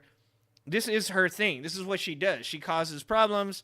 She was like tweeted a while back. She tweeted something like, it's weird that at this point, like, I've done so much for this country, but no one will offer me a job. Nobody at Fox News, nobody at Newsmax or News Nation, whichever one, has offered me a single job. This is just crazy. And it's like, no, like, even those people know, like, you can't, like, you are AIDS, literal AIDS. Like, no one can touch you. If they touch you, they will die and potentially get other people killed as well. Like, allegedly. Like, they don't want anything to do with touching you, ever. Ever. Ever. Ever. Marjorie Taylor Greene should be taking the same exact stance, that she just will not talk to her, will not engage, but she can't. She has to, because that's part of the grift. If you back down, if you don't reply to what Laura Loomer is saying, you're losing in the MAGA realm. Like, this is white trash for you. I can tell you this. This is how I grew up. This is the trailer park. You have to respond. You have to eventually get out there and grab some hair and punch motherfuckers in the face. It's either that or you lose your stature. Marjorie Taylor Greene at this point will never get to be a real politician because all the real politicians don't take her seriously. And yet she can't be a straight up MAGA supporter because the MAGA supporters are 10 times better at this than she is. Like, this is insanity. It's insane to even think that this is happening. Afraid of me because you're a psychopath and you're in the ear of somebody who wants to be president and who fight. win. That's why they're afraid of you. We're all It's afraid WWE, of you. Okay? exactly, Liz. Okay, is there WWE. anything new here? She has lied about everything. J6 prisoners are... Oh, see, Marjorie doesn't support the J6 prisoners. Yeah, she 100% does. Now they just, like, they bend reality to whatever they want it to be. Why is she at... Hit Jake Tapper. She's snitch tagging Jake Tapper so he reports on Marjorie Greene. Is that what's happening? Jake Tapper and MTG both... Oh, I see. Okay. I didn't read the whole thing. I was a little bit confused why she tagged Jake Tapper. Why she would, yeah. Jake Tapper and MTG both attacked me for this tweet today. I've noticed the pattern of MTG colluding with the left media to... You know that Jake Tapper and Marjorie Greene are in fucking cahoots. Like I this. They're texting like, you know what? Let's get this motherfucker. Let's both tweet at her. A tweet about this. This is unacceptable. She has to be stopped. The crossover no one on the left wing has ever asked for. Jake Tapper and Marjorie Taylor Greene. Like, dude, come on. Like, and this is why this stuff never works. And this is why, like, you can't have this in a business, right? Like this mentality that MAGA has, because MAGA, it's white trash. It's when you're gone, the dude next door is sleeping with your wife. Like, now your wife's pregnant with the dude next door's baby, but you don't know that. Like, and then, like, you know, you end up on Maury. Maury tells you you're not the father. Tells you that the dude in the trailer next door is the father. Like, this is how I grew up. Like, it's got all the makings of the trailer park. Like, you can't have this in a professional sphere. Like, this is something I actually learned as, like, I grew older and older and had more experience in leadership and had more responsibility in my job, right? Is that, like, some of, like, the flaws and the mentality that I had growing up, like, I had to make sure to partition off that portion of me that was still very trailer park, still very, like, confrontational and aggressive, and push it to the side so that way I could exist in a realm where, like, I was a leader and managed people. Because if I didn't, like, I could create the same atmosphere within my business where people are backbiting, stealing each other's shit, fighting with each other. And so, like, I just recently had a couple employees where one had been texting about another, and I just, you know, I nipped that right in the bud. I'm like, that never happens at work. That is something that will get you, you know, disciplined and eventually fired. Like, I am a zero drama person in my workplace. I will never tolerate it. It does not happen. Like, you have to partition off those two things. You can be at home watching UFC fights, joking about Laura Loomer and Marjorie Taylor Greene on the internet, having a Twitter spat that might end up in a cat fight, but that can never, ever, ever be a part of where you work. Like, it's bad. Bad. And Marjorie Taylor Greene is just, like, bringing it all to work with her in a suitcase. I hope anyone is successful in removing MTG from office. We can agree on that, okay? Wow. She posts so much, too. The same thing over and over again? Pretty much. Yeah, she posts all day long. My correspondents and I are asking the hard questions that need to be asked of Senate candidates. Okay, this is unrelated. Okay, yeah. That seems like, at least for now, that's the end of the controversy. Really, really unhinged stuff. So this is from an hour ago. So This is kind of breaking news, and this is It's very fresh, important. hot off the press. Yeah, tweeted an hour ago. So wow. Yeah. Let them fight. Dude, that's what I'm saying. Let them eat each other's faces. Someone needs to get Marjorie Taylor Greene and Laura Loomer in the same room at the same time and let them smoke bath salts. I think that's how we fix this. I think this is how we fix this. Actually, I saw something at the very end there, and I wanted to address this because I saw it. You know, MAGA has made a big deal out of Joe Biden putting on a Trump hat. And I kind of want to nip this in the butt because I can see left-wing people that would jump on this and make this into a problem as well. Joe Biden did put on a Donald Trump hat. Joe Biden was it like a firefighter sting, first responder sting? And he noticed a guy that had a Trump hat on, and he went to him and he offered to sign his presidential hat and trade him for the MAGA hat. And the guy said, you know, or somebody yelled, put it on. And Joe Biden at first said no. And then, like, he's having a good time with these guys. He's joshing with these guys. And then he finally puts it on and smiles, right? And then he says something like, don't eat your cats, don't eat your dogs, making fun of Trump at the debate. And MAGA, and quite possibly, because I know my left-wing people pretty well, even some left-wing people probably were like, what is he doing? What is he doing? The difference between MAGA and people like Joe Biden, this is why I like Joe Biden, is that he has a sense of humor still.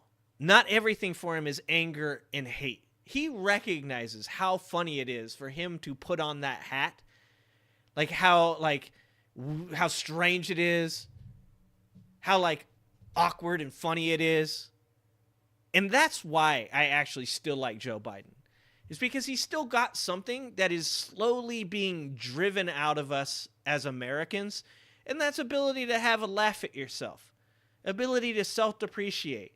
Ability to laugh at something that might be outside of, you know, your constituents' purview. Not something that they might be into. And I actually wholeheartedly applaud Joe Biden for putting on that MAGA hat. Because you can't get to a point in your life where you get triggered so hard by something that somebody on your side does that they think was just a funny joke, that then you go the route of shitting on them along with the person that you think of as your competition or your adversary. So I applaud Joe Biden for doing that. I thought it was fucking hilarious. I think he's funny. I think he's a good dude. I think that's why he did it. And that's what distinguishes us from the Laura Loomer versus MTG type of drama, is when Laura Loomer sees something, MTG sees something, they will eat each other's faces. I refuse to be that person, and I laughed at that shit. Good job, Joe. Way to be a good dude, Joe. Self-depreciating humor is some of the best humor. I make fun of myself constantly. I think everybody else should too. Good job, Joe. Let's watch Titus. Titus talk about the debate. I'm going to be honest with you guys. What do we got? We got less than 60 days until the election. I don't think there's things that I'm not letting go of. Project 2025, not letting go of it. We're still going to be talking about Project 2025 until the election. Donald Trump's a treasonous sexual abuser that has been convicted of 34 felonies. That's not going away. And Kamala Harris dog-walked Trump's ass on stage. And I am going to talk about that for the next 60 days. This is this 24-hour news cycle bullshit where everybody just forgets what happened 2 or 3 days ago. I'm not falling for that shit either. We're going to be talking about how Kamala Harris dog-walked this motherfucker for the next 60 days. No one's forgetting about this shit. So we're going to watch Titus talk about the debate. I'm Christopher Titus, and this is the Armageddon My debate man! update. Did you see? Yeah, I got that one, Betty. I got the fair and balanced queued up. Did you see the craziest debate we've We'll ever watch that seen? next. Where one side acted like a leader, and one side, I don't know what I saw. I mean, at one point, He said babies are being aborted in the 7th, 8th, 9th months, even after birth. In the 8th month, 9th month, 7th month, they have abortion in the 9th month. Execution after birth. Babies are Ah! How can anybody listen to this guy talk and they're like, that's a genius. His uncle's from MIT. Ah. Reverend says, have you gone through the 21 hours of Project 2025 videos I posted? I watched like 3 or 4. I definitely did not watch all 21 hours of it. Holy crap. My favorite, though, is the climate change lady. My favorite video from the Project 2025 one is the lady that like talks about they want you to be scared of climate change. I'm just a normal woman. That's my favorite one, is the I'm just a normal woman one. That's my favorite. But yeah, I mean, the job never ends. The job never ends. I'm just watching this shit for like the next 60 The 9th days. month. Execution after birth. The babies 36th are being month of aborted birth. after birth. You know, I just hate that he stole my material. Texas had late-term abortions for a long time. They just called it the death penalty. Ah! Isn't that just a really, really late-term abortion? Texas been running 20 to 80-year-old fetuses through old lightning on a conveyor belt, man. Texas is killing people in the 73rd trimester. That being said, immigrants are also eating people's pets. They're eating the dogs. Oh, my People favorite. that came in. They're eating the cats. They're eating the pets. Hold on, guys. Stop. Time out. Hi. Kamala Harris's face is the best. Dude, if I wasn't voting for Kamala Harris, let's say I was a swing voter right now. The two things that you see here. Donald Trump saying this with his chest. Donald Trump is 100% with this. 100%. And then Kamala Harris's face of like, can you fucking believe this guy? If I was a swing voter right at that moment, I'd be like, oh, yeah, I'm voting Kamala. Like, no way, dude. Oh, Eating man. the pets. Hold on, guys. Stop. The pets. Hold on, guys. Stop. Time out. Hi. Sorry. Hi. I told you what not to say. One of the things you weren't supposed to say is anything about people eating dogs, because it didn't happen. I know Laura Loomer is talking to you, but you gotta stop being so stupid. We talked about this.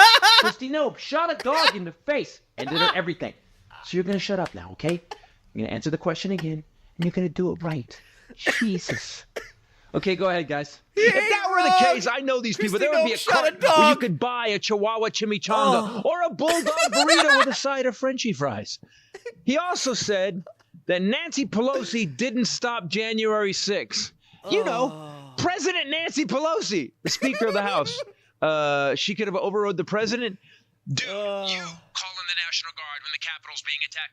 You get people vaccinated. You negotiate with governments, not the Taliban terrorists that want to fucking destroy the government. Dude, but that doesn't matter to his supporters. They think the vice president's the most powerful person and should get all of this stuff done. They think Nancy Pelosi is the person who's in control of all of these things.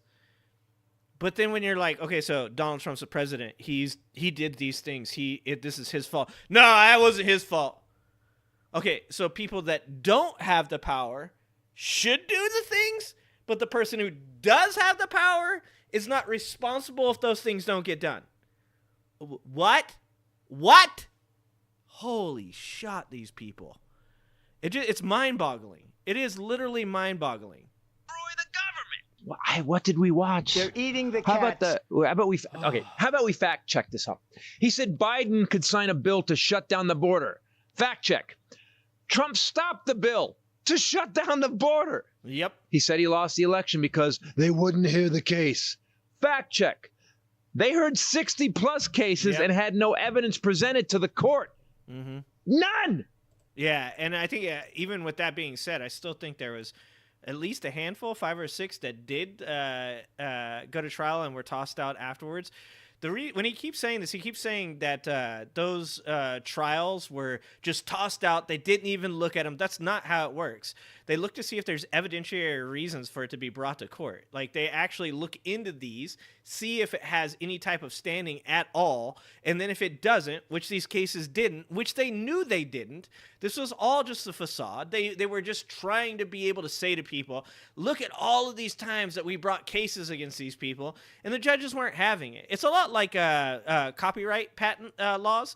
So there's laws against people doing what's called drive-by lawsuits.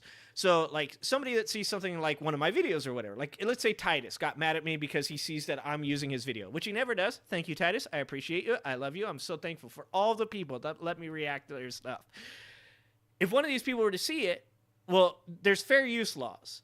And he would still have to bring it. He'd have to show that I had reacted to the video. He would have to prove that there was some type of evidentiary reason for why he didn't want me to be using his content. And then we would go to court, and then he would have to prove that I was violating fair use, right? Now, judges don't want to waste your time, their time, or the government's money. I know that sounds crazy, but they don't. And so when there are cases like the 60 that he brought, I think there's actually 62 that he brought, the reason that 33 of them, I think, were thrown out was because they did not have evidentiary standing to be seen. This is the way the court system works. And the fact that I just used that many words to explain it is the exact reason why MAGA supporters have no idea that that's how the court system works. Because to understand it, you have to actually be able to think. You have to actually be able to read. You have to actually understand that there are systems that are set up in certain ways so that way people can't just take advantage of them, like Donald Trump. The recount by his own cyber ninja crew found more votes for Biden. And here is Kamala's response. Donald Trump was fired by 81 million people. Yep. So let's be clear about that. And clearly he is having he a gets very so mad difficult right time here. processing that. And here is a video x-ray of Trump's soul during her response. Here is how much Trump hates solar. They'll go back to destroying our country and back to windmills, and we'll go back to solar, where they need a whole desert to get some energy to come out of. You ever see a solar plant? And here, in the same sentence, is how much Trump likes solar. By the way, I'm a big fan of solar. Call him out for... Oh, this is the MAGA thing. This is the MAGA thing. When you try to grift off so many things, so right now he's trying to grift off Elon. When you're constantly pandering to all these weird, crazy motherfuckers, it's hard to be consistent. You can't just say, I'm against solar, because now you're grifting with Elon. Now you're beholden to Elon. So now you have to follow up. She's crazy because she wants to institute solar with I like solar, which makes absolutely no fucking sense at all. At all! He also said during this, he said Germany is no longer using renewable energy because renewable energy was so bad for them. Spoiler alert! Germany in 2023 had something like 53 or 57% of all of their energy provided by renewable energy. You dipshit! Do you ever look into any of these things? No! You're on a plane with Laura Loomer and Marjorie Taylor Greene telling you to bring out the eating cats thing. Jesus Christ. I'm losing it now. Being a laughing stock on the world stage, he said, Viktor Orban, he said the most respected, most feared person is Donald Trump. Viktor Orban is the dictator from Hungary. Yes. I have traveled the world as Vice President of the United States. And world leaders are laughing at Donald Trump. I have talked with military leaders, some of whom work with you, and they say you're a disgrace. Orban has rigged Hungary's election system. He's gone after gays. He's shut down the press. And this dude is Trump's job reference? When I first started doing this a couple of years ago, people were pointing out to me that Orban is the actual original Trump. It's not the other way around. Like, Orban is who Trump wants to be. And I didn't know who Orban was at that time. I ended up watching a Jordan Klepper video. It's actually on my channel still. I think it's a two-parter on Hungary, where he goes over and talks to people about Orban. And Donald Trump wants to be Viktor Orban. And that's like he says it during this debate. He goes, they call him a strong man. That's what they call him. And it's like, yeah, it's a bad thing. Strong man is like Bolsonaro. It's like Orban. It's like Putin. It's like Kim Jong-un. You don't say strong man and then bring up like Abraham Lincoln or George Washington or Theodore Roosevelt. Strongman has anybody told Donald Trump that strongman is not a compliment? I don't think so. It's too many words. Shut down the press. And this dude is Trump's job reference? It's kind of like Chris Brown using Will Smith to get a job as an anger management counselor.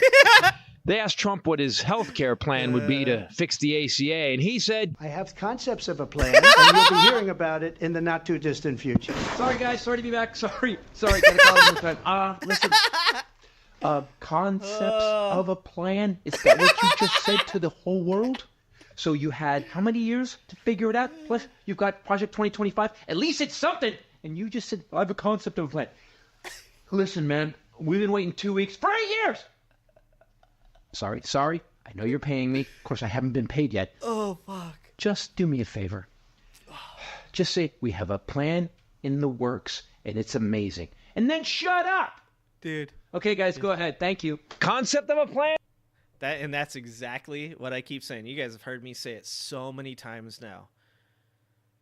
Like, this is why Donald Trump is a moron. Because there's so many ways that you could say the things that he says. There's so many ways that you could say the things his supporters say. As a politician, they've been doing it forever. I mean, before American politicians existed. The French, Europeans, their politicians have been playing these games forever. And they know how to say shit like what he just did. Like if you asked Obama that question, let's say Obama didn't have the Affordable Care Act. Let's say he didn't quite know what he was going to do. Can you ever imagine Barack Obama saying what he just said? Never. Can you ever in your life imagine a career politician, anybody, even a Ted Cruz, saying what he just said? He's not just an idiot. He's the worst idiot. He's the lowest idiot. Donald Trump could literally be placed on Laura Loomer's level. And it wouldn't, you would garner no debate from me. I would just go, yeah, actually, those two things are alike. It's insane. He's an idiot. Holy Go ahead. Jesus. Thank you. Concept of a plan? Hey, maybe you could go further, Donald, and come up with, I don't know, maybe, how about an inkling of a projection of a possibility of an idea that, if implemented in a timeline you are considering, could invent a draft of a perfect plan that we have a shadow of a definite possibility of constructing. They're eating the dogs. In the debate, Trump lied 33 times, Harris once. But one person said the same batshit crazy lies he has spewed for 9 years now, but had nothing for us. No plan, no idea. Concepts of ideas, of course, but no real plans. We'll be reporting back sometime over the next 2 weeks. Over the next 2 weeks. It's in about 2 weeks. In 2 weeks. Over the next 2 weeks. I have concepts of a plan, and you'll be hearing about it in the not-too-distant future. Because he really hasn't had time to come up with any plans, you know, because... Oh, no. Still don't know what I watched with this cycle. We live in America. I mean, it's better now. I know that because there's food in the stores. My retirement has doubled, and we are producing more oil than any time in history. Yeah. It's better. Yeah. Because of these two. And they didn't step into a job where everything was going great and they could just take the hand off from a competent leader. Right. They stepped into a job where 5,000 people a day were dying. We were stacking dead grandmas and grandpas like cordwood in refrigerator trucks. We all sat back and watched seditionists attack our nation's capital, sent by their treasonous leader, a man who over 150 historians voted as the worst president in the history of America. But he's a white man, so of course He's still polling even with the Jesus Christ. accomplished, multi-times elected, smart, competent black woman. Do you get it yet? Fuck. The government and Donald Trump certainly should not be telling a woman what to do with her body.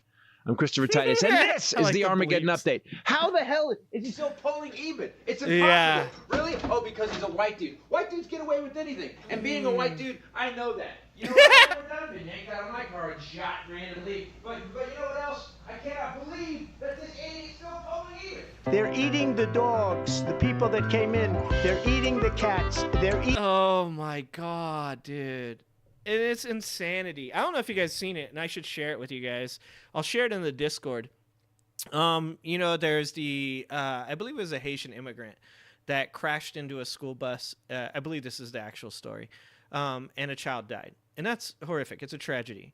But it doesn't matter that it was an immigrant. It's just a tragedy, period, right? And this kid's dad actually spoke at a city council or something like that. And he said, he goes, what happened was a tragic accident. And you need to stop using my child's death for political gains. He's like, Donald Trump, J.D. Vance, stop talking about my child. Stop using him. And that was like such I couldn't believe this father could get up there and if you asked me even to talk about it, it would be difficult, right? And he's like, do not create more hate for these people with your political gains using my son. And I was like, that's the point. Like, people don't get it. I don't think people understand why it's bad that he's saying Haitians are eating cats and dogs. It's not, I saw somebody said, well, in Haiti, they do. Like, Koreans, they do. They try to bring up these, cultural things. The point is that you're creating racism. That's the problem. I don't give a shit in a culture if they eat birds. Like, if you're like, dude, they eat parrots over there? And now all of a sudden in Springfield, Ohio, parrots are coming up missing. You can parallel what is being done to the Haitian immigrants in Ohio to what was being done to just African Americans, period, in America, not 70 years ago. You can parallel it. It doesn't matter if they come from a culture where they do a certain thing or eat a certain thing. When you go around creating this fear amongst the populace that a certain subsect of people are causing people injuries because they don't know how to drive. Asians, you heard that one before, Asians? Asians don't know how to drive. Women, you heard that one before? Women don't know how to drive. They're eating your pets. You're creating anger, hate, and fear of the other. That's what's wrong with it. That's what's wrong. And it also happens in different other things with these people. And that's the real issue when it comes to this kind of stuff. I just wanted to say that because, once again, I see this shit, and I don't know that everybody gets it. Someone hitting a school bus and causing an accident and a child to die is horrific, and it is a tragedy, and we should all agree to that. But I hate to say this, accidents do happen. And that sucks. It really does suck. But they do happen.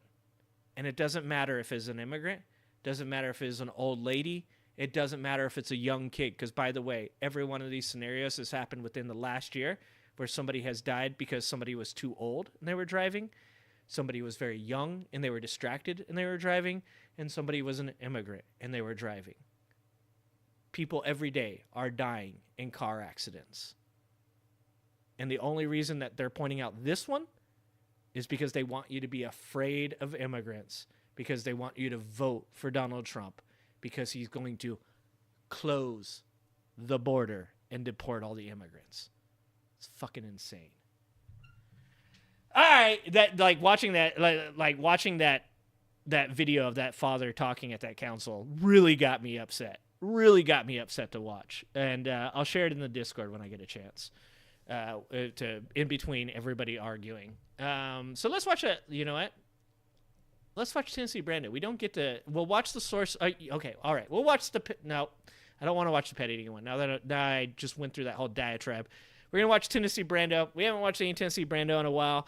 One of the things I think Tennessee Brando brings is just the man is so well-spoken, and he's such a good dude that during these times of like where I get worked up a little bit, I'm not laughing anymore, I'm getting irritated, I'm getting angry about some of the things that these people do that are genuinely hateful bullshit, Tennessee Brando brings me back down. Because Tennessee Brando talks about things in that southern way, that let's have some common sense. Let's not be these people. Let's do better. That he makes me feel good. Tennessee Brando is like my therapist on the internet. Let's give him some volume. Oh, you know, folks, I truly do believe that more and more people are just getting tired of Donald Trump and his same old tired rhetoric. Yes. I live right here in the Bible Belt of East Tennessee. Back in 2016, I did see a whole lot of Trump flags and a whole lot of Trump signs, a lot of Trump bumper stickers, and there was a lot of enthusiasm for him back in 2016.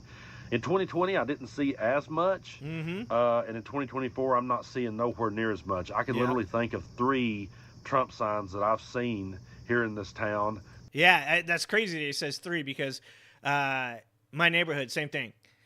My neighborhood is mostly older white people, and you definitely saw, like, I mean, in the town I live in, you would see big lifted trucks with 4 big old huge flags. Like, I mean, flags so big they're dragging on the ground. You'd see Trump trains, all these big trucks with the flags. You'd see bumper stickers. I don't see anything anymore. Literally, in the neighborhood I live in, there's like one dude that has 7 flags outside of his house. Like, whatever. I was thinking about the other day, I was like, it's so weird that these people, as soon as they get onto something, as soon as they have a new subject that they care about, they get a flag. It's so weird that the very people that were mad about the pride flag adding new stripes, which, by the way, pride flag, you got to stop adding new stripes. I know you guys are super inclusive. It's getting a little bit too colorful. I don't mean that in a bad way. I mean, some of the colors don't match. I don't know. Anyways, just come up with new flags, okay? Like Trumpers do. These people who get mad at the pride flag, get mad at any flag but America. This guy has like 7 flags. I'm not shitting you, outside of his house. And then there's like the one old people that had like the honk for Trump thing. And then there's like one other person that just has like a normal, like, take America back. Normal, take America back. You don't see it anymore. I genuinely believe that Trump supporters are either so afraid to say that they support Trump because they know they'll be mocked for it, or there is just a complete lack of support due to people just like genuinely being like, dude, he is saying the same things.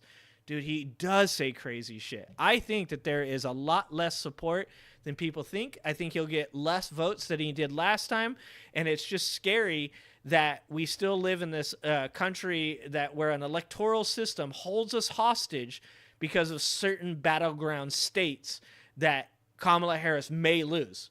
Like, it blows my goddamn mind that we're held hostage by a couple shitty states that can't get their shit together. AG hates colors. Signs that I've seen here in this town that used to be drowning in them a long time ago. Oh, no. And I think one of 2 things has happened. Either A, they've got tired of his same old ridiculous rhetoric and they're going to hold their nose and vote for Kamala Harris, or B, they're just getting to the point where they realize that to defend it now, you just look like a complete and total moron. I'm sorry. Actually, I'm not. If you're still defending him at this point in the game, or you're still saying that both sides are the same and you think Kamala's just as bad, people view you as a complete and total moron. And the more people that are waking up and realizing that, the less Trump signs and Trump enthusiasm that we're seeing. And I've got some clips here I'm going to play from you from Governor Tim Walz. He's absolutely crushing it out there on the campaign trail. And he talks about how, that, you know, if you were truly paying attention to what's going on in the world, no one should be surprised as to what happened on that debate stage. Roll the clip. No one should have been surprised by how she performed on that debate stage. From her time as a 100%. prosecutor, to her time as a county attorney, to her time as the attorney general of the largest state. But that's how insane people are. I mean, you guys heard me saying this at before the debates. For a while there, I was saying, like, the very idea that people think that Kamala Harris can't speak well, like, doesn't know how to talk off prompter, like, that's insane. She was a prosecutor. How do you think, what do you think prosecutors do? Do you think prosecutors just sit there quietly and then just like push evidence forward across the table? They're just like, yeah, take that. Like, that's the insanity of the reality that we live in, is that people think that a prosecutor doesn't know how to speak well, and then they watch a person that literally talks about whether or not a shark or an electric battery is more deadly. They think that person speaks well, and they think a person who was the attorney general for the state of California, the attorney for the District of San Francisco, and was a senator, like, that's the person who doesn't speak well. What the fuck? Sometimes I do have a lot less faith in humanity. Time as a prosecutor, to her time as a county attorney, to her time as the attorney general of the largest state in the nation, to her time as a United States senator, to her time as our vice president. Every day, every single day, putting the American people first. She took on the predators. She took on the fraudsters. She took down career criminals and powerful corporate interests. Good job. Which, by the way, was on the stage the other night. All those things. Dude, so Tim this Walz time, kills just it, to be dude. clear, that criminal being on the stage got put in his place. All those things were wrapped up into one guy. And I think many of you recognized she used a wonderful line. He's not dealing with that very well. He's not dealing with that very well. But here's what she did simultaneously. And this is what true leadership looks like. And she says this time and time again, and I love it. A mark of true leadership is not who beats people down, it's who lifts people up. There you Who go. lifts them up. And we live in this reality now where when somebody says something positive, they're gaslighting you. They're gaslighting you with positivity. They want you to be hopeful. They want you to care about each other. Like, what a weird way to live your life, where anytime somebody is like positive, you think it's a trap. That says more about you than it does about them. Because you cannot speak the way Kamala Harris has spoke, the way Tim Walz has spoke, being that positive, and get me to believe that this is going to be some kind of like, everything's going to go to shit, bro. The country's just going to start burning any time now. But you could get me to believe that if I listen to Donald Trump, who tells me that immigrants are eating my pets. There's people come across the border, 40 million in the last year, brother. Like, wait, who's gaslighting? Who's gaslighting? Well, sounds like Jim Gaffigan. That's pretty funny. So when it's a bully and there's a time, I'm never going to not hear that now. She can beat some people down if they need it, which he needed it. He absolutely needed it, and he got exactly what he deserved. And what people need to realize is that people enjoys watching a bully get it handed back to him, even if they're rooting for the bully. You know, even if you're sitting there pulling for the bully and you see the bully starting to get it back, you're going to appreciate the person standing up for him. And again, here I go with my boxing analogies, but I always rooted for Mike Tyson back when I was a kid. He was the most explosive fighter that ever was. But when someone stood up to him and got right in his face, I couldn't help but admire it. Yep. You know, when Evander Holyfield just would not back off of him. Lennox Lewis, Evander Holyfield, Buster Douglas. Dude, I watched that Buster Douglas fight. Me and Tennessee Brando could probably talk about some boxing when I was a kid. And huge fan of Mike Tyson when I was a kid. I came from that, you know, like violence was like, that was the way. Like, huge fan of Tyson when I was a kid. And Buster Douglas beating him, I was like, dude, fucking props, dog. Props. Pink shirt guy. Yeah, exactly. Help but admire it. I wasn't a Holyfield fan, but I was like, hey, you know, he's giving it back to Mike. He's not afraid of getting hit. People respects that. And even the people who may be pulling for the bully will respect someone who stands up to the bully. That's why that I feel Kamala has done such a good job in this campaign. A lot of times Democrats have been painted as weak. They've been painted as, you know, snowflakes 100%. and whatever word they want to use to describe us. And my argument is Kamala is coming out there, she's taking it and she's giving it back, and she's not backing down, and she's not boring either. You know, a lot of Democratic candidates in my mind are just boring. They come out, they think if they talk and point to charts and graphs that people are going to resonate. That's what destroyed Ross Perot's chances, bro. He tried so hard. He wasn't a Democrat, mind you. Ross Perot was he a libertarian? He's just independent, right? Obviously lean conservative. That's why he took so many votes away from Bush Sr., right? That was Bush Sr. versus Clinton, right? But that's like, it drove people nuts. I loved it. I was like, he's got charts. Look, he's telling us what he's going to do. And people are like, I don't like that. Yeah, he's right. Kamala not only speaks very well, but she does it in a way that's also pretty goddamn entertaining. That people are going to resonate with that, and they're not. People resonate Good with job, someone R's who wife. will stand up for what they Voted believe for in, Perot. regardless of how popular it is or regardless of the consequence.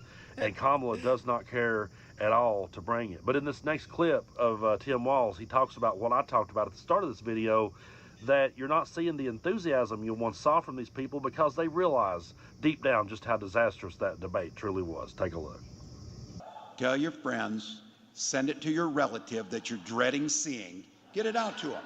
Because you know what? Yep. They watched that the other day, and I don't hear them out there much. I don't see them out there much. They're a little bit, because they're good people. They're our neighbors. They're like, that didn't look very presidential. Yep. Screaming about eating cats is not a solution. It's not a solution. Well, what Kamala Harris was talking about is things that you actually care about. They might not be sitting down at the bar talking about banning books, but they might down there be talking about, how can I afford a house? I'm working hard. I'm working hard. I want to have a house. And because that house becomes a home. To some of these folks, you're a real estate mogul, venture capitalist, whatever, that's just an asset to be traded and sold to whoever you want. For us, it's a place we gather around the kitchen table to talk to our kids about what happened at school. That's what Kamala Harris wants for you. That's what she wants for you. Yeah. Dude, Tim Walz. Look, I was going for Kelly, man, and I know a lot of people were going for Shapiro, but Tim Walz is like, that was a brilliant pick. And that's what makes Kamala already a very good choice for president. Because if you look at Donald Trump and like the real actual mistakes, I mean, treason is the number one. You'll never get me past the fact that he tried to commit treason. But if, let's say, January 6th never happened, if you want anything that would tell you that Donald Trump is not ready to be a leader on the national stage, it is who he picked and who he stuck. Like, even the good decisions he made, those people didn't want anything to do with him once they worked with him. Tim Walz, Kamala Harris's pick of Tim Walz has been amazing. And I thought it would have been a good, like, personal pick. I thought it would have been the good, like, you know, relatable guy pick. But I didn't think it was the good pick. I thought, I know Kelly's, you would lose his seat, and that was big, but I was like, that's the guy to pick because he's a border guy, because he's in a swing state, because you're going to need those votes. He's the guy that I would have picked. But to be honest with you, Kamala Harris has shown that she knows how to do the damn thing because she picked Tim Walz, and he has been nothing but amazing since the jump, since the beginning. That's what Kamala Harris wants for you. That's what she wants for you. Yeah, you'll never hear Vance talk like that. He's absolutely right. There are a whole lot of people who sat back, good people who sat back and looked at that and went, yeah, I can't get behind that. That didn't look good at all. And they realize that if they defend that, they're going to look completely idiotic. And so they're just staying quiet about it. But what I would like to say to Governor Walz or anyone that's not from this part of the world, white people in the South are brought up and raised to believe that the Democrats are the absolute most evil force on this planet. Don't forget to like stream, guys. For me, I was raised by parents who were open-minded and didn't teach me that stuff, but I saw people in my extended family and people I grew up with taught to believe that Democrats were the absolute worst of the worst. And so they'll sit back and watch a debate like that, and they know deep down in their hearts, they know Kamala's the better person. They know she's the more competent person, but they can't say that out loud for fear of what the rest of their family will say to them. They'll probably go into the voting booth and vote for her and come home and never say a word because they were raised up that Democrats were the absolute worst of the worst. Yep. And I'm just going to say it right out loud. I don't care who I offend anymore. I resent the people in my extended family. I resent cousins and other parts of my family who looked over at my mom and dad, who were hardworking and who were always there for you. I resent you that you looked over at them like they were bad people because of the way they voted. Yep. I resent you that you looked over and thought they were part of this evil, group of communists and socialists and Marxists. You can't even define those words, and yet that's the brush you painted me and my family with. And I'll just like to point out that my hardworking Democratic daddy that didn't go to church every Sunday is the one you knew you could call and the one you knew would be there for you at any point in the night. You could have called him at 3 in the morning and my dad would have been there. Meanwhile, my Republican family members, extended family members who goes to church every Sunday and thumps on Bibles, they ignore you when you call them. They drive by you when you're broke down on the side of the road. So I will always hold resentment to you, and that's why I don't care if I'm ever back at your Sunday dinner again, and I don't care. Good job. Because this is what the left was missing. This is what the left was missing, is backbone. Like you said, here's just the boring speeches, the pointing at charts, the talking about numbers. But the left has been missing passion. The left is I hear the right constantly talk about the left, that you need to be able to criticize your own party. The left has been so critical of their own party for so long that they've eaten their own. And the right loves that. That's why they keep saying it. That's why they keep instigating it. That's why they keep insinuating that the left doesn't criticize their own party enough, because they know it's a winning strategy. They know the best thing they can do is get the left to criticize the left while the right refuses to criticize anything their candidate does, because it's a winning strategy for them. And the rhetoric just gets worse and worse. The people on the right now claim that the left is doing things to children, that they're drinking the blood of children, that they're doing all these things. They're letting in the worst possible people because they don't care about your kids. They're letting them eat your animals. They're letting them run into buses, and they don't care. They just want votes. The rhetoric is just getting worse and worse on the right, because like he said, these people were raised to believe the worst possible things about the left, and that they hadn't even gotten there yet. But now they are. Now they're getting to wow, they'll believe anything we say. The Laura Loomers of the world, MTGs of the world. They're realizing, holy shit, some of this stuff that we thought was a bridge too far, they'll believe it. They'll go to the pizza place with a gun to find the basement. They'll claim that Hillary Clinton did this. And they know that by doing that, they cause these both sides are bad people within the left, because a lot of them are within the left. The both sides are bad people mostly exist on the center left, and they know that they can get them to say both sides are bad. But aren't you mad about how Bill Clinton treated the office? Aren't you mad about Obama and his dealings with the corporations? Aren't you mad about Joe Biden, the 94 crime bill? All of these things that we all agree are things that you should be thinking about and you should be criticizing the left for. But you have to be careful in the way that you're doing it and who is getting you to do it. Because it's just like relationships. If you have a personal relationship, there's going to be flaws. But it's about how you go about solving those problems, those flaws, and whether or not you really care for that other person. So if the people in your life are doing good things for you, but they have flaws, the way to talk about those flaws isn't by trying to eat them whole and destroy them because you dislike the one or two things that they did wrong. No, instead, you're trying to patch those holes. You're trying to solve those problems. You're trying to say to them, hey, we've done some stuff that probably wasn't the best thing. Can we be better in the future? Can we do better? Can we be the party of hope? Can we be the party of positivity, the party of solutions? Because if we can do that, we can create something that's absolutely amazing. But that's not what the right wants. The right wants you to criticize. They want you to cause hate and anger within the left. So that way you eat your own. Meanwhile, on the other side, they can commit treason, allegedly, and they'll still back each other. Like, he's got a great point. And this is why I like watching Tennessee Brando. This is why I like watching him, because he's a very down-to-earth individual. Hold resentment to you, and that's why I don't care if I'm ever back at your Sunday dinner again, and I don't care. Play it for whoever. Hi, I don't miss you. But in this last clip, I would like to point out. Sorry about that. I just had to get that off my chest. No, actually, I'm good not sorry. stuff, I just had to get my that off friend. my chest. But anyway, this next clip I want to play for duty you guys vows, is Kamala exactly, pointing Liz. out that everyone that Trump ever hired to work with him realized what a clusterfuck he truly was. Liz Allen just said about Biden, to paraphrase Lebowski, the dude evolves. And good humans recognize that about other good humans. Like, good people support good people. When I say good people support good people, that doesn't mean that you just, like, you know, like, you only support people who have attained this, like, ability to be the best person. No, good people supports good people means that you support them on their journey, that you support them becoming better people. That you, like I said, like, if you met me at 19, I probably would have told you that Trump was the candidate. You know, I'm straight out of the trailer park. You know, like, the things that, like, I would have said or I would have believed.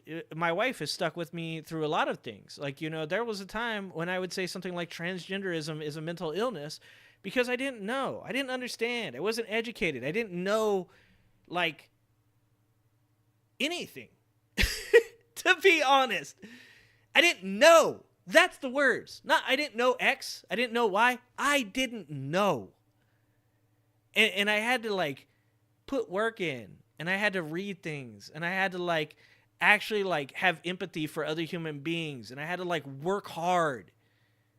So good people support good people doesn't mean you support them when they've reached the pinnacle. It means you support them on their journey. It means that you help them become that good person. Was. Roll the clip. His national security advisor, his defense secretary, his chief of staff, Yeah, all the people that quit made and his vice president, all of whom have warned America Donald Trump is not fit to be president of the United States. Thank you.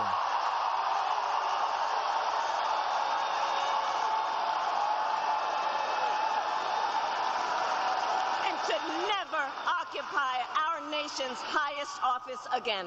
And that's the thing. These were people that he hired. I've been in leadership, or I've been in a form of leadership in different jobs for probably like 15, 20 years total. The current job that I'm in now, I worked my way from the bottom to where I manage the place now. And I can tell you this, without a doubt, without any concerns at all, you could literally go to every single one of my employees, my former employees, everybody I worked with, and I have faith that 95% of the people that have worked with me, including people that we did not see eye to eye, will tell you that I was a good person to work for and that I was a good leader. I believe that. And that's going all the way back to when I was 19 years old, when I was that person. When I was that person I just talked about.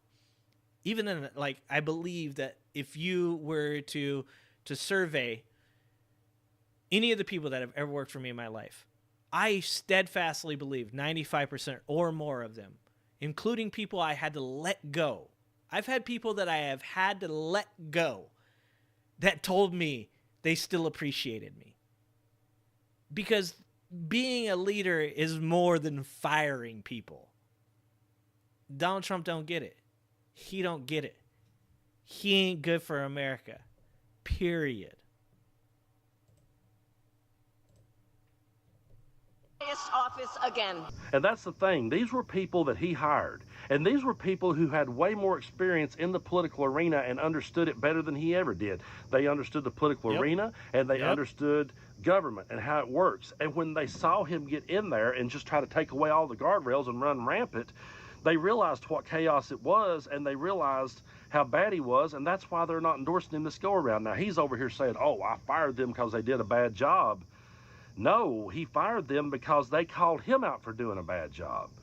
So the people that once worked around him, they can't endorse him, and a whole lot of people now are sitting back on the fence quiet, and they can't really endorse him out loud because they realize if they do, they're going to look like a complete and total moron. Yep. And if you... Yep. And that actually goes to something Human F Being. I love that name. Human F Being just said. Human F Being said, one major difference between the right and left. Most people on the left aren't above saying, I stand corrected. We are capable of assimilating new data. And that's exactly what the problem is that on the left you can say something along the lines of, you know what, actually, I was wrong about that. Let's get better. Let's do better. Let's move on. Donald Trump is incapable of saying that. He'll never be able to say that. He'll never be able to tell you that somebody that he fired, he shouldn't have. He'll never be able to tell you that he should have took the advice of career politicians that knew how to run a country. Look, I'm not a huge fan of some of the older politicians. I love to see new blood. But being a person that has managed businesses for almost my entire life, I can tell you that you need experienced people around you to tell you how to do the goddamn thing. If you don't listen to people that have been doing the job for as long as they have, that have accomplished the things that they have done, and by the way, America is an amazing country. America has been a hell of a success story considering some of the more embarrassing portions of our history.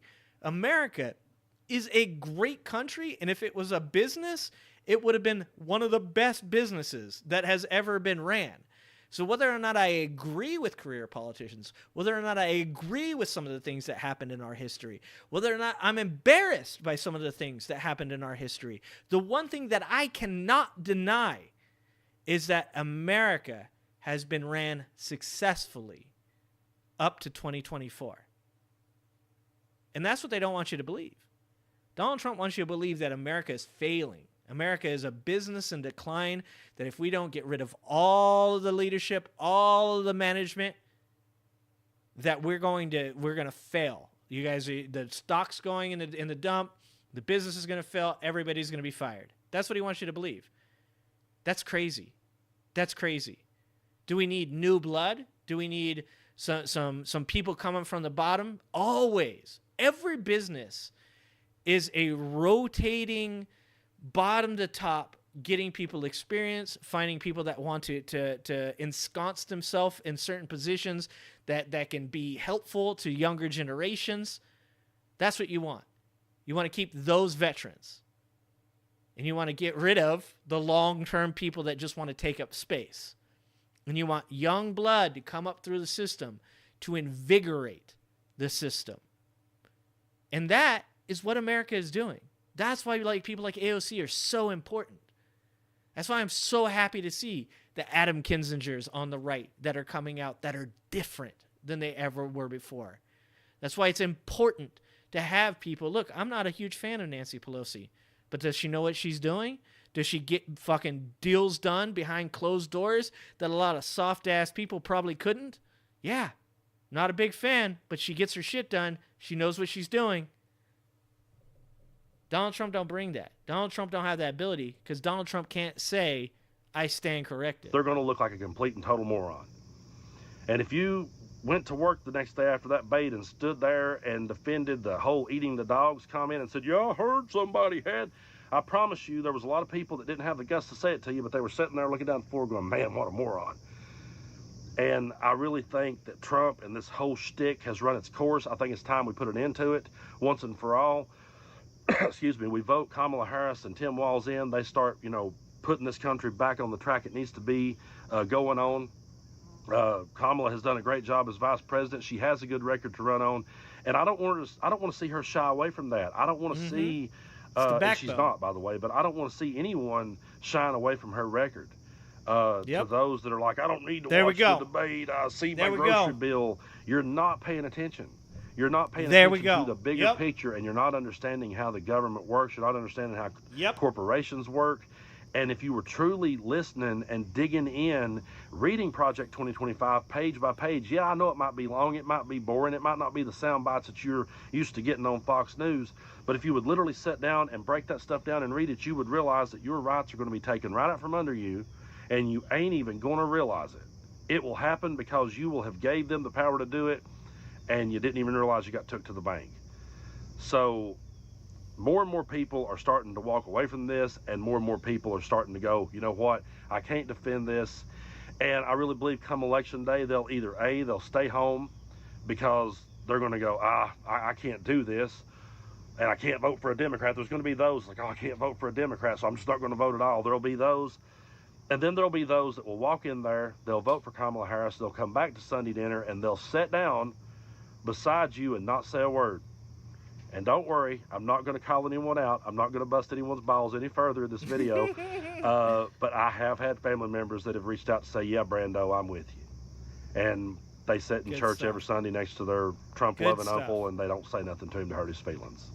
Won't call you out, but I do get those messages too. Nice. My dude, Tennessee Brando, speaks with wisdom, speaks with logic. And it's going to be people like Tennessee Brando that hold the anchor.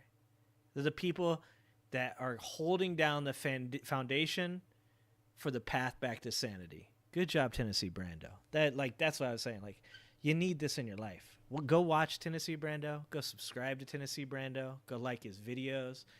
Because everybody's got their niche, right? Like, I'm a little bit all over the place. But I like to laugh at stuff. I like to have a good time. I like to make jokes. Every once in a while, I like to try to say something that's logical. I like to answer questions and trying to work things through my brain. That's what makes me feel good, right? Everybody's got their niche. Tennessee Brando's niche is that he is a very well-spoken, super logical, hyper common sense individual, and every society needs a Tennessee Brando. So super dope, super dope. What am I praying for you for? Spitfire? If you want me to pray for you, I will, but I don't know if anybody's listening up there for me. Okay. What do we got here? Somebody said the Adam Mockler video was super bad, so or not bad as in he's bad, but that it'll make you curse. So let's watch it. This the one you're talking about? Is this one you're talking about, Dark Cash? I think it's Dark Cash. Always the voice of reason. And he plays guitar, too. Yeah. So let's watch this Adam Mockler video, then. And we'll see. This might actually be the last video. Or last-ish video. Yeah, let's watch this Adam Mockler video. Because this one seemed pretty... something that we should care about. It just came out a few minutes ago. Well, a few minutes before I started. So a couple hours ago it came out.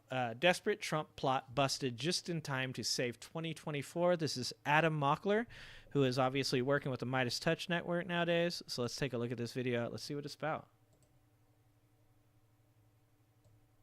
Trump could very well declare victory before the election results have been counted again. A new analysis shows that Trump loyalists have infiltrated election boards in key states. Yep, Georgia. Now that we're about 50 days out from the election, I think it's time that we start relentlessly talking about election security. Now, in 2020, Trump and the stooges around him waged an all-out war on our elections on social media, in the courts, in the sphere of public opinion, and even at the Capitol on January 6th. And it seems like they're going to repeat that in 2024. So I think it's important that we break down their tactics, what we can expect, and how we can make sure that we come out on top. Now, the purpose of this video is not to make anybody afraid or scared of what's going to happen. It's to make sure that we are all prepared and know exactly what to expect, because with Donald Trump, he's very, very predictable. If you appreciate what I do, make sure you leave a like, and let's jump right into it. This article says, analysis shows Trump loyalists have infiltrated election boards in key swing states. With 102 deniers on election boards in the swing states, the potential for creating chaos is enormous. And the worry is that Trump did something he doesn't. And so, when people say, "Oh, all he can do is cause chaos. All he can do is he can't do anything. There's all these checks and balances." If you know anything about what the fake elector scheme was originally about, it was about sowing chaos. The idea was not to just get Trump elected. There was a potential for that. In the email that Kenneth Chesebro, was it Chesebro or Eastman? Actually, I think it was Eastman. Eastman laid out the 7 steps that Mike Pence could take to stall or the certification of the election. So it was never about just specifically getting Trump into office. The main point was that they could sow chaos, that they could create some type of mentality amongst voters, amongst politicians, that there is potentially enough to question the validity of the election. But there was, obviously they were hoping that Pence would just certify it for Donald Trump. They hoped that there would be enough of a support within Congress that he could push it through and that they would elect Donald Trump. But they knew that that wasn't really likely. And so the main point was to just create chaos, to stall the certification of the election, to bring questions up about the possibility of there being issues. And of course, Mike Pence, for the first time in the history that I know of Mike Pence, did the right thing and said, I cannot do that. I cannot do that. I refuse to do it. And luckily, as bad as the situation was on January 6th, it was the best case scenario. That's insane to say. But what happened on January 6th was probably the best case scenario considering what they wanted Mike Pence to do. And if you don't know about the fake elector scheme, and I don't mean just like the purview of the cursory, I know a little bit about it and stuff, you should 100% look into all the way down to where it began with the ex-Army Ranger that put forth the plan, the Jack Willichenk email where they talk about the creation of fake electors. Literally says fake electors. Later on in another email says we need to change it to alternative electors. Where Kenneth Chesebro played a part, where John Eastman played a part, where Rudy Giuliani and Donald Trump played a part. Like, you should get educated on the fake elector scheme, because this is really what he's talking about right now. Is this is all like fake elector scheme part 2. Is enormous. And the worry is that Trump did something he doesn't often do, and that is learn from his mistakes in the past. Or rather, the people around him will learn from the very systems that they were trying to maneuver in 2020 and failed to do so effectively. The 88-page report just released, produced by the Center for Media and Democracy, details the election denial history of 102 county and state election officials in Arizona, Wisconsin, Georgia, Nevada, New Mexico, Pennsylvania, Michigan, these key swing states. The authors found that election deniers have majority control of 15 county election boards in those states, and the state. And for any Trump supporter that's he's just trying to make sure that the integrity of the election is 100%. That's what he's doing. So why is it just the battleground states? Why is it just swing states that they're getting these people into? Why is it only the places where Donald Trump has the potential to win the election in? Why aren't they doing this in California, a state that they 100% will not win? They know they won't win. He's claimed there's tons of fraud in California and how they would actually take California if it was actually a non-rigged election and all this stuff. So why aren't they doing it in California? Why are they only doing it in swing states? I would venture to guess the reason they're only doing it in swing states is because that's where they plan on cheating. That's where they plan on creating chaos and taking a state that they did not rightfully win. Yeah, that's what's happening. Statewide board of 2020. Quote, board of 2020. Quote, what was striking to us about our research is how much election denialism and the voter fraud lie have infiltrated and taken over the Republican apparatus in each of these critical states. And it's easy to understand when Donald Trump and the MAGA media, let's call them, have spent many years spreading this distrust in every single institution so that they can then lie and wrap the entire Republican Party around their finger. Do you guys remember when Donald Trump said this just a month or two back about not having to vote in future elections? Listen. Christians, get out and vote just this time. You won't have to do it anymore. 4 more years, you know what? It'll be fixed. It'll be fine. You won't have to vote anymore, my beautiful Christians. I love you, Christians. I'm a Christian. I love you. Get out. You got to get out and vote. In 4 years, you don't have to vote again. We'll have it fixed so good you're not going to have to vote. And once again, so there's two things here. One, it's the consistency of people saying Trump didn't say that. Like, either Trump is, and I know he's an idiot, but he's either so goddamn dumb that he says things that are right on the line all the time, every speech he has like things where he says are right on the line, and we're just getting it wrong. Like, that's strange. It's a very consistent thing that Donald Trump does, where he says things that everybody is concerned about, and then he goes, you guys got it wrong. That's not what I was saying. So that's the first thing.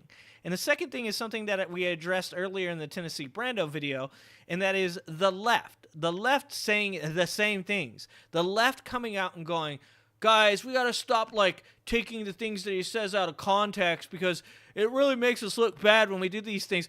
Once again, going back to my first point, why does he seem to keep doing this over and over and over and over and over again?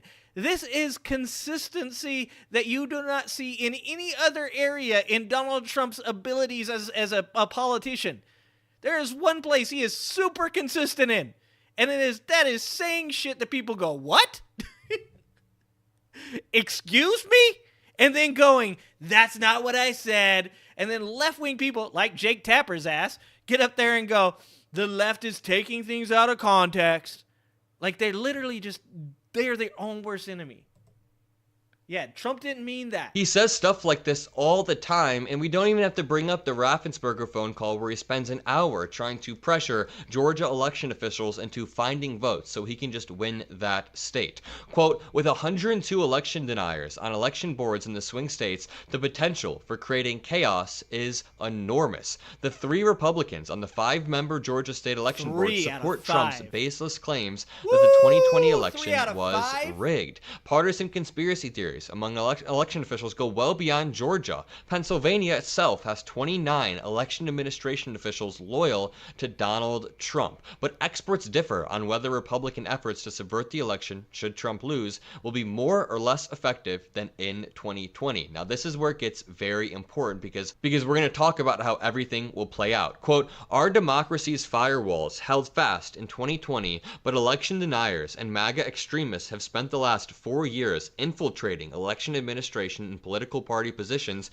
in order to disrupt and cast doubt on the 2024 election results. And I've been to Trump rallies myself. These Trump supporters plan on watching the polls. They plan on poll watching, but the way they tell me they're going to do it is very insidious. They say, yeah, I'm going to go poll watch and I'm going to make sure nothing crazy happens, but poll watchers are supposed to be fair and impartial, not loyalists to Donald Trump. And so most likely what you're going to see is I bet you a lot of these people are going to take videos and they're going to edit them. How much you want to make a bet? So try 2,000 mules times 100, right? Times 100,000 times 1 million. Like, how many of these people are going to be out there watching the polls, creating evidence to prove that the elections were interfered with? And we're entering a time where AI is becoming more useful, more intuitive, easier to use. Like, we're 50 days away. You cannot... okay, I cannot say this enough. Not you cannot. I cannot say this enough. AI, where it could be 50 days from now, in the hands of people attempting to manipulate videos to try to show evidence, could be really trippy. So people should be really wary of what they do when they vote. Like, I mean, I don't know what possible position you could put yourself in that could make it seem weird if somebody edited it, but I'd be very careful. Like, I'm a mail-in ballot person, so I don't know what they could do for me, but yeah. Who are trying to stop this fraud that doesn't exist. This is the good part. Officials not loyal to Trump have also had more time to prepare for election interference that may happen. The Electoral Count Reform Act, passed by Congress in 2020, could make it harder for Trump's efforts to succeed, experts say. Quote, it is highly unlikely that these officials, along with deniers in Congress, will be able to prevent the certification of the 2024 election results, but they are in the prime position to force litigation delay, distract, make it so it's so muddy that the American people don't know what to believe. And the thing is, as the Trump campaign continues to slip in the polls to Kamala Harris, his speeches become more and more dictatorial and angry. I want to play you this clip, and I want to read you an article titled "A Different Level Than 2020. Trump's Plan to Steal the Election is Taking Place." But let me play you this clip of Trump from last night, and I want you to tell me in the comment section below, what historical figure does this clip remind you of? Hannibal Lecter? Together we will make America powerful again. Make America wealthy again. Make America healthy again. Make America strong again. Make America proud again. Make America safe again. Make America free again. You guys get the point. Dog, that's Hitler. Is that what he's going for? That's Hitler, dog. Oh my God. You can tell somebody got a hold of him. You can tell somebody said he can't do what he's been doing. Holy shit. That is from last night. Wow. That's actually scary.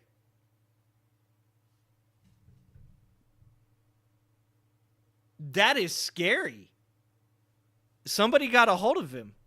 Somebody told him he can't do that lackadaisical ass, lean back. You know what I'm saying? I'm the best. There's no crazy QAnon music in the background slowly playing as he gives out a funeral dirge speech about the death of America. China! Wow. That was pretty crazy. And concerning. Make America safe again.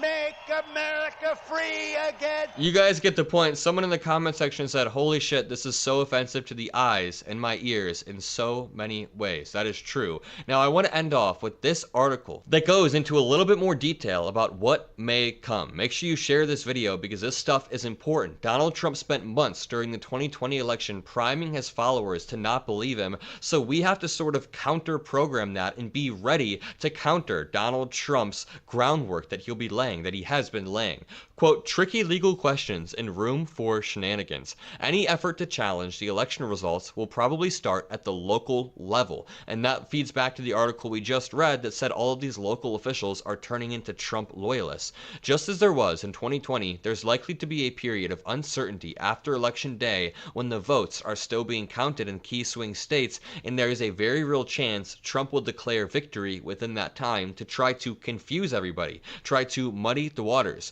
Trump could very well declare victory before the election results have been counted again. Oh, he will. Quote, I'm definitely concerned that you're going to have a lot of efforts to disturb the process of counting those votes if we go into the late evening, early hours of the next day, and all of that, said Richard Piles, a professor at New York University who specializes in election law. But the thing is, many states are prepared for these challenges. After Donald Trump nearly succeeded in overturning the 2020 election, is the U.S. better prepared to stop a similar effort in 2024?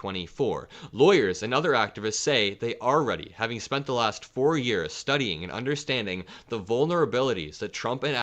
Yeah, and I think this is actually really important.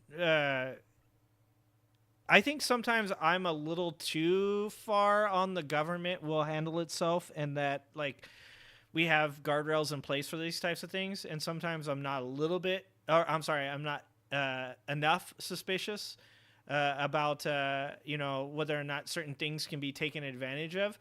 But I do have a lot of faith in our system, and when you look at the reform of the Electoral Act, I think that Donald Trump, you know, challenged the election in 2020 in a way that caused politicians to look at the Electoral Act, which I think was over 100 years old at that point, 125 years old or something like that at that point, and go, oh, wait a minute, there's some flaws in this, and they need to be corrected.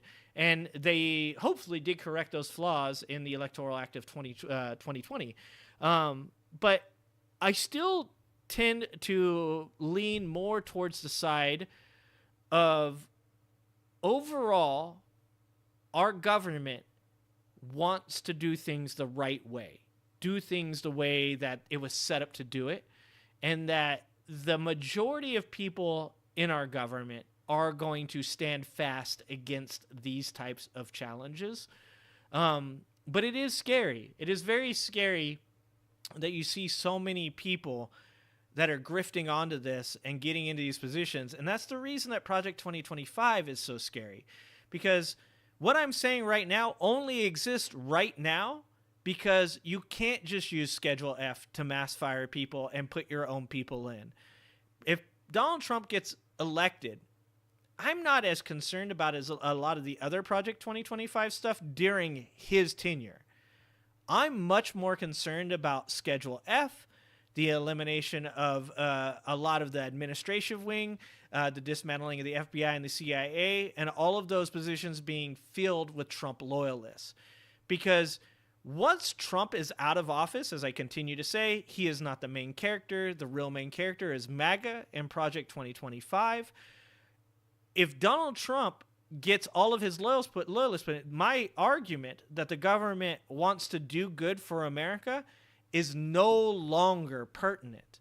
At that point, if he gets a bunch of people put in through Schedule F in the administrative, in the CIA, in the FBI, we now have like a flipped ideal where now we have people within the most integral parts of our government that are going to be influencing our government to be more like a Project 2025 government. And that's why Project 2025 is scary, is because it's actually not a Trump plan. It's a long-term plan.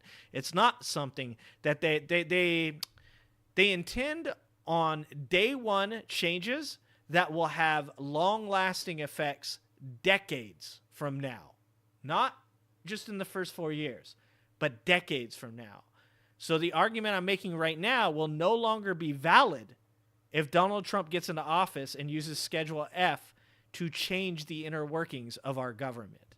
That's scary. That's what's really, really is scary.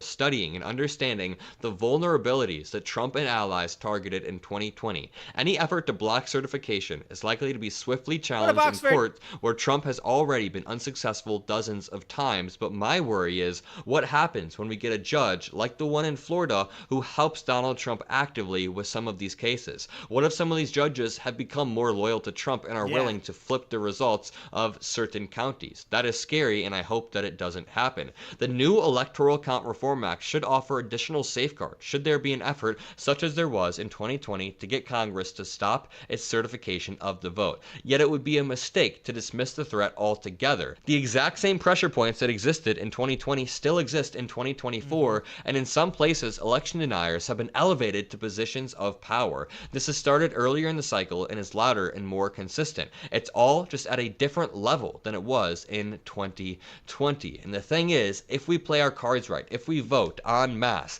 if we turn out our friends and family and spread the word about Donald Trump's election denial tactics, then we can absolutely beat this. Make sure you go to vote.org. Make sure you leave a like on this video, comment a blue heart to help boost this important message.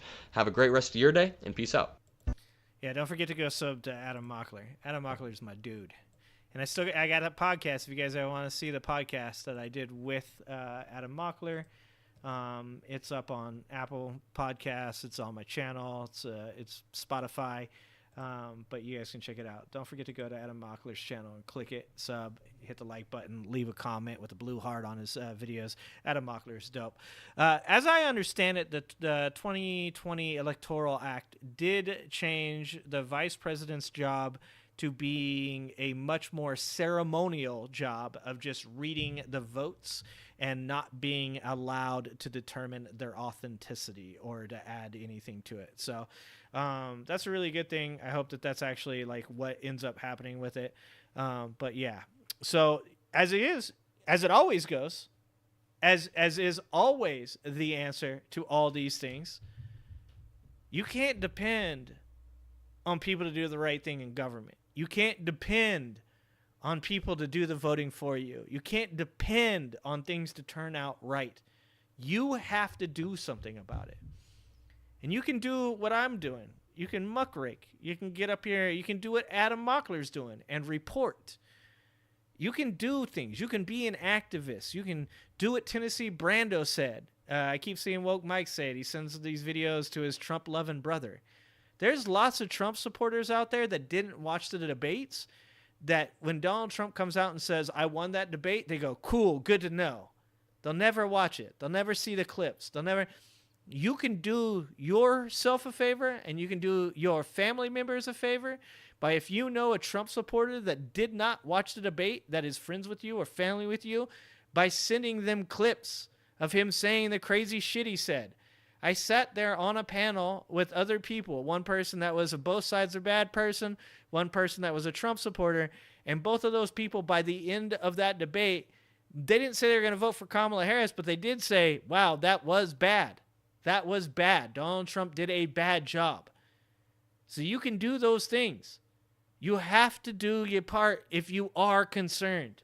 If you think this is an issue and is going to be an issue, then you have to do your part.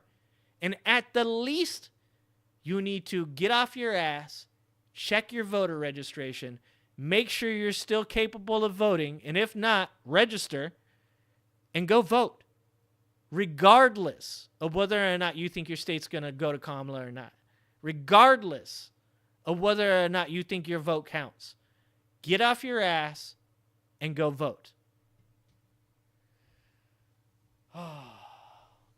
Okay. I haven't eaten today, so I need to go eat. So, all right, guys. I haven't looked at the Discord. I don't know what's going on in Discord. Just remember, guys, people are going to disagree with you, whether you're on the left. If you're on the left, there's going to be people on the left that disagree with you. Don't eat each other. Jesus Christ. I don't like drama. I know I sit up here and watch videos about Marjorie Taylor Greene and Laura Loomer fighting, but I don't like drama. I'm from the trailer park. I stay as far away from drama as possible. I'm not a fan. So I the Discord is your community. I have a couple of mods in there. I have Woke. I have Grey Pill. I have my wife that mod it. That is your community. The health of your community is dependent on how you make it happen. If you create conflict, there will be conflict. All right. I love you guys. I appreciate you guys. Thank you for being here so early on Saturdays. This will be until the end of soccer season. And that's probably a long ways off because there's the school season as well now. This will be the schedule. There will be live streams Tuesday and Wednesday at 5 p.m. Pacific. And there will be a live stream Saturday at 11-ish in the morning. 11 or 12. Depends on when I wake up on Saturdays. It's the one day I get to sleep in. And Sundays, if you guys are interested, for those of you that like football, I'll try to get on about 8:30, 9-ish, and just talk about football, no politics. Congrats to all my Detroit fans. Big win in Detroit last week, beating the Los Angeles Rams, beating Matthew Stafford. Congrats on that. All my Florida people, Dolphins fans, sorry about your life. Tua needs to quit, dude. He took another concussion yesterday. It ain't worth it. Let's save your brain, dog. Get out of there. For all my Philadelphia Eagles fans, Jeremy, fly Eagles, fly. EAGLES, Eagles. You know what I'm talking about. Hit them high, hit them low. Hit them low, hit them high, whatever. We're going to beat the Falcons on Monday. But if you like football, you love football, you want to talk some football, feel free to listen to me, give my opinions on who's going to win, who's not going to win, talk about people who are in and out tomorrow in the morning between 8:30 or 9 up until just about 9:30, 9:45. Real short show. Just now we're talking about football, having a good time because you got to still have fun, guys. You got to still have fun. So I appreciate you guys. If you guys want to support the channel, you can join the Angry Ginger Army. It's only 10 cents a day, $3 a month. You can do that by clicking the join button on the channel. And there's no real perks other than getting to use the sweet ass prison Trump emoji, the Jordan Klepper emoji, the Angry Ginger emoji. Other than that, there ain't nothing else for it. But you can support me by paying me $3 a month and helping me do this more often. You can support me with super chats. I appreciate when you guys do that. And you can support me by going to myprogressivematters.com/home. And donating to my PayPal because PayPal doesn't take 50% of the money like YouTube does. If you can't support me financially, because I don't want your money if you can't afford to help me out. Golf, save your money, dog. I love you. I appreciate you. You're always here. You've been here for a long time. I fucking love you, dude. If you can't support me financially, I completely understand that. You can support me by showing up, being here in the comments, creating a healthy community that takes care of each other.